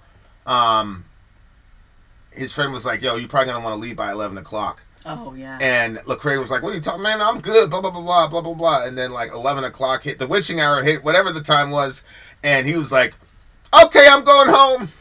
He's like, two dudes that you would know very well just started making out right there in front of me. He's like, I'm out. He's out in peace. So my point is, like, it's hard for me to believe that a guy as deviant as Puff, everybody, you could tell, like, when Fabulous was talking to him, he was... like, there's a lot of discomfort around that dude. It's hard for me to be like, the R. Kelly thing also, but even more so Puff, because it just seems like everybody in the inside knew what the fuck was going on with him. So, like, how could you have so many associations with this guy and not create the distance? You look at a guy like 50, like, he's not caught up in none of that shit. Because, and it's funny too, because there's some people that 50 consistently shit talked. And Puff and Jay were one of them, yeah. Yeah. You know how I'd be like, yo, shout out to so-and-so. Or like when we're mocking the cops back in Maine, I'm like, hey, what's up, officer? Shout out to officers.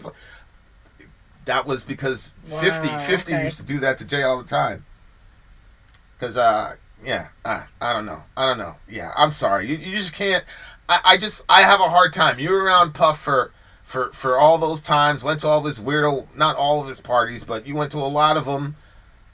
Your girl is weird. The whole thing is weird, man. I'm not going to lie to you. And like I said, there's people coming out the woodwork that didn't hang out with them people. Like, you don't have to hang with Puff. 50 never hung out with Puff like that. Like, Jay didn't need to be around Puff as much as he was. I mean, he's a billionaire in his own right. He's got more money than Puff. Mm-hmm. So why are you around this dude so much? Like, he's not a rapper, and like him as a producer, those days have been gone for like 2 decades. Like, what the fuck were you doing around him? Like, what else? I don't know. It is a little suspicious. I don't know, man. I don't know. But then when you think about the Aaliyah angle, when you think the real angle for me is Foxy Brown. How old was Foxy? Was that Ain't No Nigga? That was the song. When did that song come out? How old was Foxy Brown when Ain't No Nigga came out? Yeah. Ain't no nigga like the one I got. No one can fuck you. Okay, so that was 1996. People talk about how crazy Puff parties got late at night all the time, and have for years. You can't tell me Jay was a close personal friend and didn't know what went on. Yeah, no, I agree. Yeah, that's insane. You know when your friends are, you know.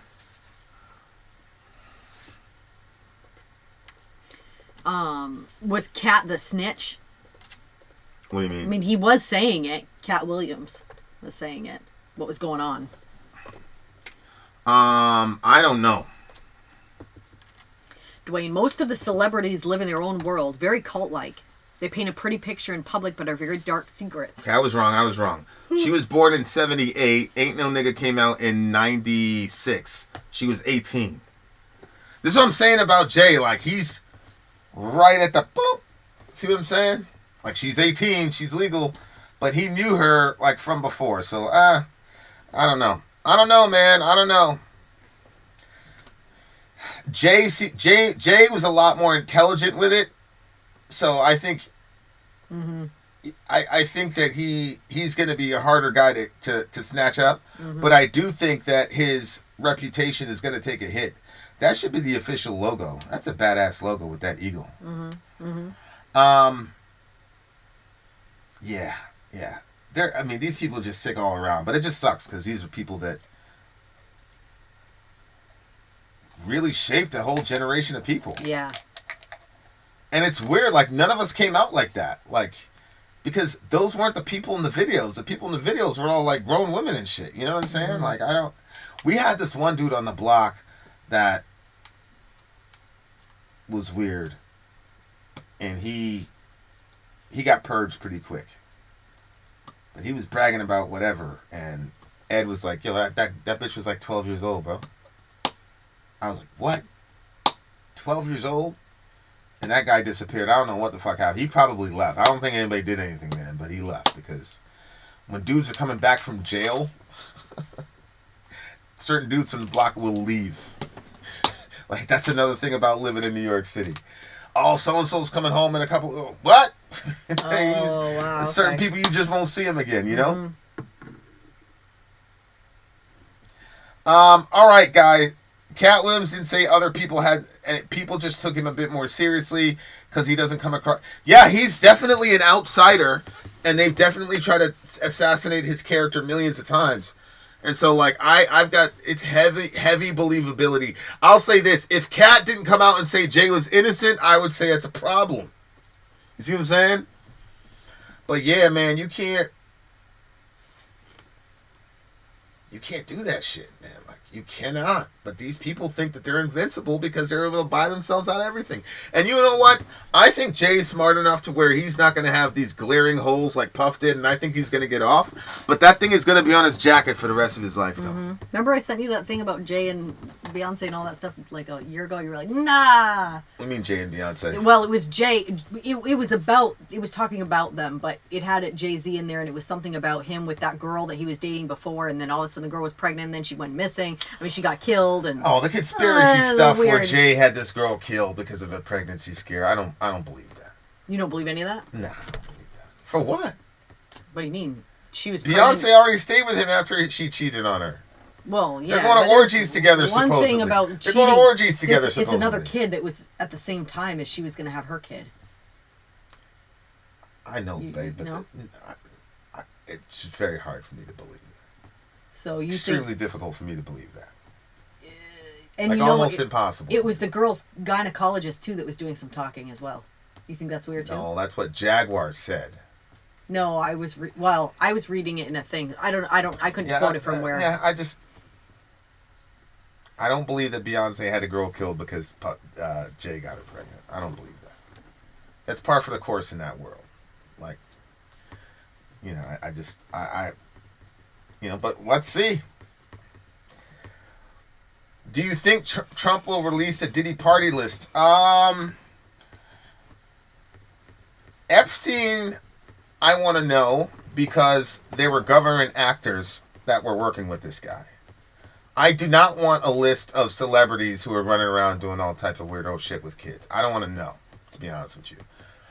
The Epstein thing is different to me because they were heads of state that are doing this, and it's possibly a Mossad type intelligence, long game type thing. So I'm very interested in that. You don't think if the Diddy thing came out, it might change the course of Hollywood if people realized those people are not that important anymore, as this election demonstrated. Hollywood does not have the grip over America like it used to have. Yeah. And it's because of social media. And everybody's seeing themselves on TV now. Mm-hmm. You know what I'm saying? Like, somebody sent me a picture one time, like, we were watching you guys. And then I'm like, it's their TV. because we're in front of our laptop. Yeah. They're watching us on TV. So like, Yeah. especially our kids, they don't care about famous people. Like, they're like, oh, that's like to them, Nas and Kai Cenat are the same. Like, you know what I'm saying? So I just have a hard time believing that about Beyonce. Very hard time. No, it's about Jay. No, the theory is that that Beyonce had this girl killed because Jay-Z got her pregnant. That's Jaguar Wright's theory. Oh, well, I thought I had it. Okay. But either way, I don't think Jay-Z would do that anyway. I don't see, like, for what reason? He would be the first rapper to go assassinate a girl because she got pregnant. Tyreek Hill has like 8 kids with like 7 women. Like, I see. Yeah. I don't know.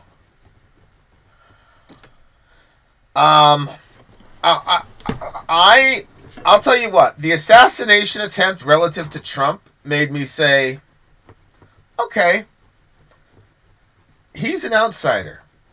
But him going along with the Epstein narrative, I still have a problem with that. What do you mean going along? He went along with it. He never questioned it. And, you know, he was a ubiquitous Twitter guy. So I'm like, why are you validating this obviously ridiculous story about this guy killing himself when we all don't believe that he killed him? Like, what's going on? He validated it? Yeah, that's what I'm saying. Like, but it was very un-Trumpian because he had an opinion about you know what I'm saying? He didn't question it, nothing. I'm like, I don't know, bruh. I don't know. My mother was really intense about women not being spoken about crazy. So, since no man calling a woman a bitch was played in my house, I didn't grow up with a lot of rap. Yeah, I mean, and obviously we were led astray. I mean, I was not very nice to... I'm not going to blame Jay-Z for that. I'm not going to blame Jay-Z for my own actions. That's dumb. But yeah, I get what you're saying for sure. Yeah, Nick Cannon wants some kids, though. He loves having kids. He's got like the whole, this is our ancestors and blah, blah, blah, blah, blah. All right, you beautiful people. I just jumped on because I missed you guys. I wanted to hang out. You guys showed up like I knew and I thought you would, so that's cool. We will be back. I want to try to keep pushing these out for you beautiful people.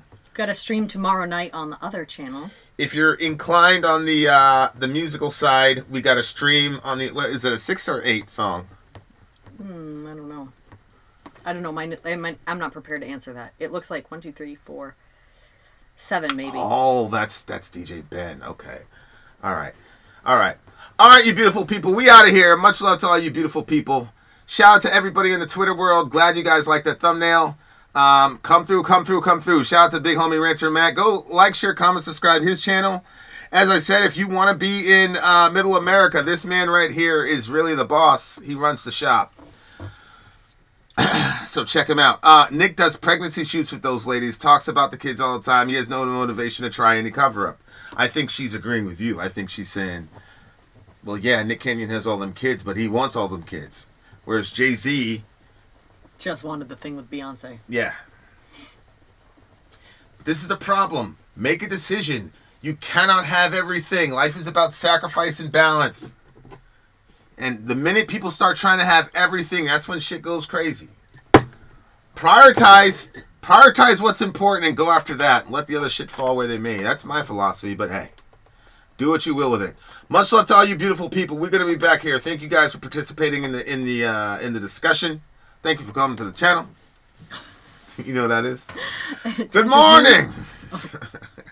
I want to play that thing again. Y'all want to see the video I made again? On the way out, we'll play this. I gotta play that video again. Shout out to my homie. Where'd he go? Good morning. Oh man, that was such a good one. Hold on. Yep, there it is. All right, guys. As you guys know, there were racist text messages that were sent to people after Mr. Trump won the election, and so you guys know, some of you guys can guess my background, and I've done some digging, and we've got an exclusive video as to who actually sent those texts. So without further ado, I escalated. I will tell you this with full sincerity. I escalated this video to the FBI. That's how serious I was. I personally escalated this to the FBI. I'm not lying. God strike me if I'm lying. So check this out, guys. Here you go. This is exclusive. You'll only catch this on Vin and Story. We have found the person who has been harassing and terrorizing black people with these letters. Here we go. The FBI is investigating reports of racist text messages sent to black Americans after the presidential election. Good morning. You have been selected to pick cotton at the nearest plantation. Be ready at 5 a.m. November 25th sharp. Bring your belongings, you will need them. Our exclusive slaves will come get you in a white van. Be prepared to be searched, so don't try anything. You are in Group Plantation C. First, we unmask the Spectre. They're gonna put y'all back in chains. It was Biden! The whole time! It was Biden the whole time! And Rachel Maddow! And Joy Reid with her miserable ass. And then, is this Kornacki? Is this the guy that does all the analysis? I gotta watch that again. I can never watch that only one time. I did that in one take, dear listener. I'm very, very proud of myself. You did. And then Sorry lined up the whole thing. The words. The FBI is investigating reports You will of need racist them. text messages sent to black Americans after the presidential election. Good morning. You have been selected to pick cotton at the nearest plantation. Be ready at 5 a.m. November 25th sharp. Bring your belongings, you will need them.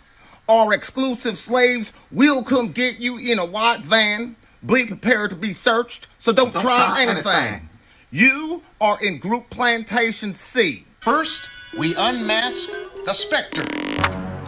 They're gonna put y'all back in chains. That was so perfect. First, When it goes zing, and you had the hoodie, the KKK we hoodie. unmask the Spectre. Perfect. Perfect timing.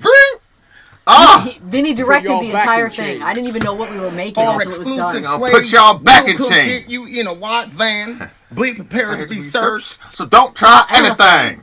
Look at the guy's mouth. Anyway, much love to all you beautiful people. We out of here. Vin out. Sorry, Al. Gone. Love your neighbor. Take care of each other. Middle America.